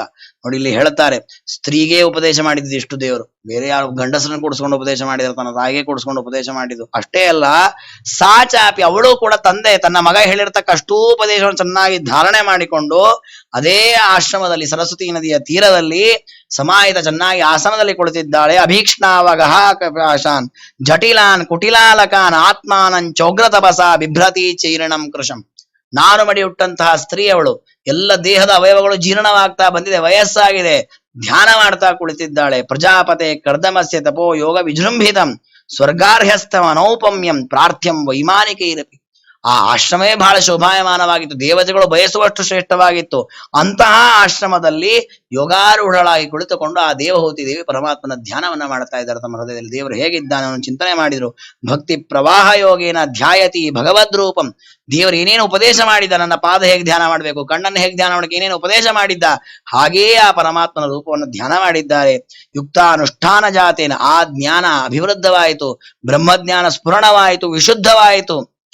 ಸ್ವಾನುಭೂತ್ಯ ತಿರೋಭೂಯ ಮಾಯಾಗುಣ ವಿಜೀರ್ಣಂ. ಇಡೀ ಜಗತ್ತನ್ನೇ ಮಾಡ್ತಿದ್ದಾರೆ, ದೇಹವನ್ನ ಪ್ರಪಂಚವನ್ನ ಎಲ್ಲವನ್ನ ಮರೆತು ದೇವರ ಧ್ಯಾನ ಮಾಡ್ತಾ ಇದ್ದ. ನಸಸ್ಮಾರ ತದಾತ್ಮಾನಂ ಸ್ವಪ್ನ ದೃಷ್ಟಿ ವಿವೋತ್ಥಿತ. ಎಷ್ಟರ ಮಟ್ಟಿಗೆ ದೇವರಲ್ಲಿ ತಲ್ಲೀನರಾಗಿದ್ದಾರೆ ಅಂದ್ರೆ ತಾನಿದ್ದೇನೆ ಅನ್ನೋದನ್ನ ಮರ್ತಿದ್ದಾಳೆ ದೇವ. ತಾನಿರೋದರ ಕಡೆಯೂ ಗಮನ ಇಲ್ಲ, ಅಷ್ಟು ಪರಿಪೂರ್ಣ ಪರಮಾತ್ಮನಲ್ಲಿ ಆಸಕ್ತರಾಗಿದೆ. ಇದನ್ನೇ ಕೆಲವರು ತಪ್ಪು ತಿಳ್ಕೊಂಡ್ಬಿಟ್ಟಿದ್ದಾರೆ. ನಾವಿದ್ದೇನೆ ಅನ್ನೋದನ್ನ ಮರ್ತು ಬಿಟ್ಟಿದ್ದಾರೆ, ನಾವಿರೋದೇ ಇಲ್ಲ, ಐಕ್ಯ ಆಗಿಬಿಡತ್ತೆ ದೇವ್ರನ್ನ ಹೀಗೆ ಧ್ಯಾನ ಮಾಡಿದಾಗ ಅಂತ. ಹೊಸದೇ ತಪ್ಪು. ಇದು ನಮಗೆ ಮುಂಚಿನ ಕಾಲಕ್ಕೆ ಇದನ್ನು ತಿಳಿಸೋದು ಸ್ವಲ್ಪ ಕಷ್ಟ ಆಗ್ತಿತ್ತು, ಇವತ್ತು ಬಹಳ ಸರಳ ಇದೆ. ಈ ಮೊಬೈಲ್ ನೋಡ್ಕೊಂಡು ಕೂತಿರ್ತಾರೆ ನೋಡ್ರಿ ಮಕ್ಕಳು, ಅವ್ರಿಗೆ ತಾವು ಇದ್ದಿದ್ದೇ ಮರ್ತು ಹೋಗ್ಬಿಟ್ಟಿರುತ್ತೆ. ನಾನು ಎಲ್ಲಿದ್ದೇನೆ, ಏನ್ ಮಾಡಿದೆ, ನಾನು ಊಟ ಮಾಡ್ಬೇಕು, ಹೋಮ್ವರ್ಕ್ ಮಾಡಬೇಕು, ಏನ್ ನೆನಪೇ ಇರೋದಿಲ್ಲ. ಇದನ್ನೇ ಹೇಳಿದ್ದಿಲ್ಲಿ, ನಸಸ್ಮಾರ ತದಾತ್ಮಾನಂ ಸ್ವಪ್ನ ದೃಷ್ಟಿ ವಿವೇಶ. ಆದ್ರೆ ಅವ್ರು ಇದ್ದಾರೆ ಇಲ್ಲಲ್ಲೇ, ಅವ್ರೆಲ್ಲೂ ಹೋಗಿಲ್ಲ, ಅಲ್ಲೇ ಇದ್ದಾರೆ ಅವ್ರ ಮಕ್ಕಳು. ಹಾಗೆ ದೇವಹೂತಿ ಅಲ್ಲೇ ಇದ್ದಾಳೆ, ಅವಳೆಲ್ಲೂ ಹೋಗಿಲ್ಲ. ಅಂದ್ರೆ ತಾತ್ಪರ್ಯ ಪರಿಪೂರ್ಣವಾಗಿ ಪರಮಾತ್ಮನಲ್ಲಿ ತಲ್ಲೀನವಾಗಿದೆ. ಎಲ್ಲ ಇಂದ್ರಿಯಗಳು ಮನಸ್ಸು ಪೂರ್ಣ ಪರಮಾತ್ಮ ತಲ್ಲೀನವಾಗಿದೆ. ತದ್ದೇಹ ಪರತಪೋಷೋ ಪಸ್ಕೃಶ ಶ್ಲಾಘ್ಯ ಸಂಭವ ಬಭೋ ಮಲೈರವಚ್ಛನ್ನ ಸಧೂಮ ಇವ ಪಾವಕಃ. ದೇಹದಿಂದ ಆ ದೇವಹೂತಿ ಆತ್ಮ ಹೊರಗೆ ಹೋಗ್ತಾ ಇದ್ದಂತೆ ಆ ದೇಹ ಕೆಳಗೆ ಪತನವಾಯಿತು, ಅಗ್ನಿಯಲ್ಲಿ ಸುಟ್ಟು ಹೋಯಿತು. ಸ್ವಾಂಗಂ ತಪೋಯೋಗಮಯಂ ಮುಕ್ತಕೇಶಂ ಗತಾಂಬರಂ ದೈವಗುಪ್ತಂ ನಬಹುದೇ ವಾಸುದೇವ ಪ್ರವಿಷ್ಟದೆ. ಪರಮಾತ್ಮನಲ್ಲಿ ಮನಸ್ಸಿಟ್ಟದರಿಂದ ದೇಹ ಸುಟ್ಟೋದದ್ದು ಅವರಿಗೆ ಗಮನಕ್ಕೆ ಬರಲೇ ಇಲ್ಲ. ಏವಂ ಸಾ ಕಪಿಲೋಕ್ತೇನ ಮಾರ್ಗೇಣ ಅವಿರತಂ ಪರಂ ಆತ್ಮಾನಂ ಬ್ರಹ್ಮ ನಿರ್ವಾಣಂ ಭಗವಂತ ಮಾವ. ಹೀಗೆ ದೇವರನ್ನ ಧ್ಯಾನ ಮಾಡ್ತಾ ಅವನ ಮಂದಿರವನ್ನ ಸೇರಿದ್ದಾರೆ ಅಂತ ಹೀಗೆ ಆ ಪರಮಾತ್ಮನ ಉಪದೇಶವನ್ನ ಪಡೆದು ಆ ತಾಯಿ ದೇವಹೂತಿ ದೇವಿ ಎಂಥ ಗತಿಯನ್ನ ಪಡೆದ್ರು ಅಂತ ವರ್ಣನೆ ಮಾಡ್ತಾರೆ. ಕಪಿಲನಾಮಕ ಪರಮಾತ್ಮನು ಕೂಡ ತಂದೆಯ ಆಶ್ರಮದಲ್ಲಿ ಅನೇಕ ದಿನಗಳ ಕಾಲ ಇದ್ದು ತಾಯಿಗೆ ಎಲ್ಲ ಉಪದೇಶ ಮಾಡಿದ ಮೇಲೆ ಅವನು ಉತ್ತರ ದಿಕ್ಕಿಗೆ ಪ್ರಯಾಣವನ್ನ ಮಾಡಿದ. ಸ್ತೂಯಮಾನಃ ಸಮುದ್ರೇಣ ದತ್ತಾರ್ಹಣ ನಿಕೇತನ. ದೇವತೆಗಳು ಗಂಧರ್ವರು ಎಲ್ಲರೂ ಆ ಕಪಿಲನನ್ನ ಸ್ತೋತ್ರ ಮಾಡ್ತಾರೆ. ಅಂತಹ ಪರಮಾತ್ಮ ಸಾಂಖ್ಯಾಚಾರ್ಯ ಅಂತ ಆಗಿ ಯೋಗ ಮಾರ್ಗವನ್ನ ಉಪದೇಶ ಮಾಡ್ತಾ ಜನರನ್ನು ಉದ್ಧಾರ ಮಾಡಿದ್ದಾರೆ. ಯೈದಮನು ಶೃಣೋತಿ ಯೋಭಿದತ್ತೆ ಕಪಿಲ ಮುನೇರ್ ಮತಮಾತ್ಮ ಯೋಗ ಗುಹ್ಯಂ ಭಗವತಿ ಕೃತದಿ ಸುಪರ್ಣಕೇತ ಉಪಲಭತೆ ಭಗವತ್ಪದಾರವಿಂದಂ. ಮೈತ್ರೇಯರು ವಿದುರರಿಗೆ ಹೇಳ್ತಾರೆ, ನೋಡಪ್ಪ, ನೀನ್ ಕೇಳಿದ್ದಕ್ಕೋಸ್ಕರವಾಗಿ ವಿಸ್ತಾರವಾಗಿ ಆ ಕಪಿಲನಾಮಕ ಪರಮಾತ್ಮ ತಾಯಿಗೆ ಕೊಟ್ಟ ಉಪದೇಶವನ್ನು ನಾನು ಹೇಳಿದ್ದೇನೆ. ಇದನ್ನು ಯಾರು ಶ್ರವಣ ಮಾಡ್ತಾರೋ, ಯಾರು ಹೇಳ್ತಾರೋ, ಯಾರು ಅದನ್ನು ಅನುಸಂಧಾನ ಮಾಡ್ತಾರೋ, ಕಪಿಲ ಪರಮಾತ್ಮನ ಈ ಉಪದೇಶವನ್ನ ಶ್ರವಣ ಮನನಾದಿಗಳನ್ನು ಯಾರು ಮಾಡ್ತಾರೋ ಅವ್ರಿಗೆ ಏನಾಗತ್ತೆ? ದುಡ್ಡು ಸಿಗತ್ತೆ, ಮಕ್ಕಳಾಗತ್ತೆ, ಹೆಂಡತಿ, ಅದ್ಯಾವುದು ಫಲ ಹೇಳಲ್ಲ ಇಲ್ಲಿ. ಭಗವತಿ ಕೃತದಿ ಸುಪರ್ಣಕೇತೌ. ಇಷ್ಟೊತ್ತು ದೇವರು ಉಪದೇಶ ಮಾಡಿದ್ರೆ ಕೇಳಬೇಡಿ ಅಂತ ನೀವು ಮತ್ತದೇ ಫಲಶ್ರುತಿ ಹೇಳಿಬಿಟ್ರೆ ಅದಕ್ಕೆ ಹೇಳ್ತಾರೆ. ಇಷ್ಟು ದೇವರ ಮಹಿಮೆಯನ್ನ, ದೇವರ ಉಪದೇಶವನ್ನು ಚೆನ್ನಾಗಿ ಶ್ರವಣ ಮಾಡಿದ್ರೆ ಪರಮಾತ್ಮನಲ್ಲಿ ನಮಗೆ ಅತ್ಯಂತ ಶ್ರದ್ಧೆಯಿಂದ ಭಕ್ತಿ ಉಂಟಾಗತ್ತೆ, ನಮ್ಮ ಬುದ್ಧಿ ದೇವರಲ್ಲಿಯೇ ಆಸಕ್ತವಾಗತ್ತೆ. ಉಪಲಭತೆ ಭಗವತ್ ಪದಾರವಿಂದಂ. ಕೊನೆಗೆ ಆ ಪರಮಾತ್ಮನ ಪಾದವನ್ನು ಸೇರ್ಲಿಕ್ಕಾಗತ್ತೆ ಅಂತ ಹೀಗೆ ಭಾಗವತದ 3ನೇ ಸ್ಕಂದದಲ್ಲಿ ಆ ಪರಮಾತ್ಮ ಕಪಿಲನಾಮಕ ಪರಮಾತ್ಮ ಕೊಟ್ಟ ಉಪದೇಶವನ್ನ ವಿಸ್ತಾರವಾಗಿ ವರ್ಣನೆ ಮಾಡಿದ್ದಾರೆ. ವಿಶೇಷವಾಗಿ ಅಧಿಕ ಮಾಸದಲ್ಲಿ ಪರಮಾತ್ಮನ ಮಹಿಮೆಯನ್ನೇ ಹೇಳುವ ಪುರುಷೋತ್ತಮತ್ವವನ್ನು, ಅವನ ಸರ್ವೋತ್ತಮತ್ವಾದಿ ಗುಣಗಳನ್ನ ಚಿಂತನೆ ಮಾಡುವ ಭಾಗವತಾದಿಗಳ ಶ್ರವಣಾದಿಗಳನ್ನ ಮಾಡಬೇಕು ಅಂತ ಶಾಸ್ತ್ರ ಹೇಳಿದೆ. ಆ ನಿಟ್ಟಿನಲ್ಲಿ ನಮ್ಮ ರಾಘವೇಂದ್ರ ಕಟ್ಟಿಯ ಕುಟುಂಬದವರು ವಿಶೇಷವಾಗಿ ನಮ್ಮ ಮಾಧ್ವ ಸಂಘ, ವಿಜಯ ಮಾಧ್ವ ಸಂಘದವರೇ ಪ್ರತಿನಿತ್ಯದಲ್ಲಿ ಭಾಗವತ ಸಾರೋದ್ಧಾರ ಪಾರಾಯಣ ಮಾಡ್ತಾರೆ, ಅದರ ಅರ್ಥಚಿಂತನೆಯನ್ನು ಮಾಡ್ತಾ ಇದ್ದಾರೆ. ವಿಶೇಷವಾಗಿ ಅನ್ನದಾನಾದಿ ಸತ್ಕರ್ಮಗಳನ್ನ ಮಾಡ್ತಾ ಇದ್ದಾರೆ. ಅದರ ಜೊತೆಗೆ ರಾಘವೇಂದ್ರ ಕಟ್ಟಿಯವರು ಮನೆಯಲ್ಲೇ ಈ ಕೆಲಸವನ್ನ ಮಾಡಬೇಕು ಅಂತ ಪಾಪ ಸಂಕಲ್ಪ ಮಾಡಿ 3 ದಿನಗಳಿಂದ ಕಪಿಲ ಗೀತೆಯ ಶ್ರವಣವನ್ನ ಮಾಡಿದ್ದಾರೆ. ಆ ಶ್ರವಣದ ಚಿಂತನೆಯಿಂದ ಪರಮಾತ್ಮ ಅವರಿಗೆ ಒಳ್ಳೆಯ ತತ್ವಜ್ಞಾನವನ್ನ, ಭಕ್ತಿಯನ್ನ, ವಿಷಯ ಪದಾರ್ಥಗಳಲ್ಲಿ ಅಲಂಬುದ್ಧಿ ವೈರಾಗ್ಯವನ್ನು ಕೊಡುವಂತಾಗಲಿ. ಆ ಎಲ್ಲ ಕುಟುಂಬದವರಿಗೆ ಒಳ್ಳೆಯ ಶ್ರೇಯೋಭಿವೃದ್ಧಿ, ಕಾಲ ಕಾಲಕ್ಕೆ ಆಗಬೇಕಾದ ಎಲ್ಲ ವಿಧವಾದ ಅಭಿವೃದ್ಧಿಯನ್ನುಂಟು ಮಾಡಲಿ ಅಂತ ನಾವೆಲ್ಲ ಸಜ್ಜನರು ಸೇರಿ ಆ ಪರಮಾತ್ಮನಲ್ಲಿ ಪ್ರಾರ್ಥನೆಯನ್ನು ಮಾಡೋಣ. ಅದೇ ರೀತಿ ಅನೇಕ ಶ್ರೋತೃಗಳು ಭಕ್ತಿ ಶ್ರದ್ಧೆಯಲ್ಲಿ ಇದನ್ನು ಆಲಿಸಿದ್ದೀರಿ. ಆ ಎಲ್ಲ ಶ್ರೋತೃಗಳಿಗೂ ಕೂಡ ಕಪಿಲನಾಮಕ ಪರಮಾತ್ಮನ ಅನುಗ್ರಹವಾಗಲಿ. ಆ ಎಲ್ಲ ದೇವರು ಕೊಟ್ಟಂತಹ ಉಪದೇಶ ನೆನಪಿನಲ್ಲಿ ಉಳಿಬೇಕು, ಅದು ಅನುಷ್ಠಾನಕ್ಕೆ ಬರಬೇಕು, ಆಗ ಅದು ನಮ್ಮ ಜನ್ಮ ಸಾರ್ಥಕವಾಗತ್ತೆ. ಹಾಗಾಗಲಿ ಅಂತ ಪ್ರಾರ್ಥನೆಯನ್ನ ಮಾಡುತ್ತಾ, ನಾನು ಯಾವಾಗಲೂ ಹೇಳೋದಿದೆ, ನಾನು ಉಪನ್ಯಾಸವನ್ನ ಮಾಡುವಾಗ ಅದರಲ್ಲಿ ನಿಮಗೆ ತಮಾಷೆ, ಹಾಸ್ಯವೋ ಅಥವಾ ಹಾಡೋ ಹರಿಕತೆ ಏನೂ ಇರೋದಿಲ್ಲ, ಬರೀ ವಿಷಯ ಮಾತ್ರ ಇರುತ್ತೆ. ಆದ್ರೂ ಶ್ರದ್ಧೆಯಿಂದ ಎಲ್ಲರೂ ಕೂತು ಆಲಿಸಿದ್ದೀರಿ. ಹಾಗೆ ಎಲ್ಲರ ಅಂತರ್ಯಾಮಿಯಾದ ಪರಮಾತ್ಮನಿಗೆ ಅನಂತ ಭಕ್ತಿಪೂರ್ವಕ ನಮಸ್ಕಾರಗಳನ್ನು ಸಲ್ಲಿಸ್ತಾ ಈ 3 ದಿನಗಳ ಚಿಂತನೆಯಿಂದ ಆ ಪರಮಾತ್ಮ ಇದರಲ್ಲಿರುವ ಗುಣಗಳನ್ನು ಸ್ವೀಕಾರ ಮಾಡಲಿ, ದೋಷಗಳನ್ನು ಬಿಡ್ಲಿ ಅಂತ ಹೇಳ್ತಾ ಅವನ ಪಾದಕಮಲಗಳಿಗೆ ಈ ವಾಂಗ್ಮಯ ಸೇವೆಯನ್ನು ಅರ್ಪಣೆ ಮಾಡೋಣ. ಸರ್ವಗುಣ ಸಂಪೂರ್ಣ ಸರ್ವದೋಷ ವಿವರ್ಜಿತ ಪ್ರಿಯತಾಂ ಪ್ರೀತಯೇವಾಲಂ ವಿಷ್ಣುರಮೇ ಪರಮಸ್ವರೂಪ. ಶ್ರೀ ಕೃಷ್ಣಾರ್ಪಣಮಸ್ತು. ಮಧ್ವೇಶ.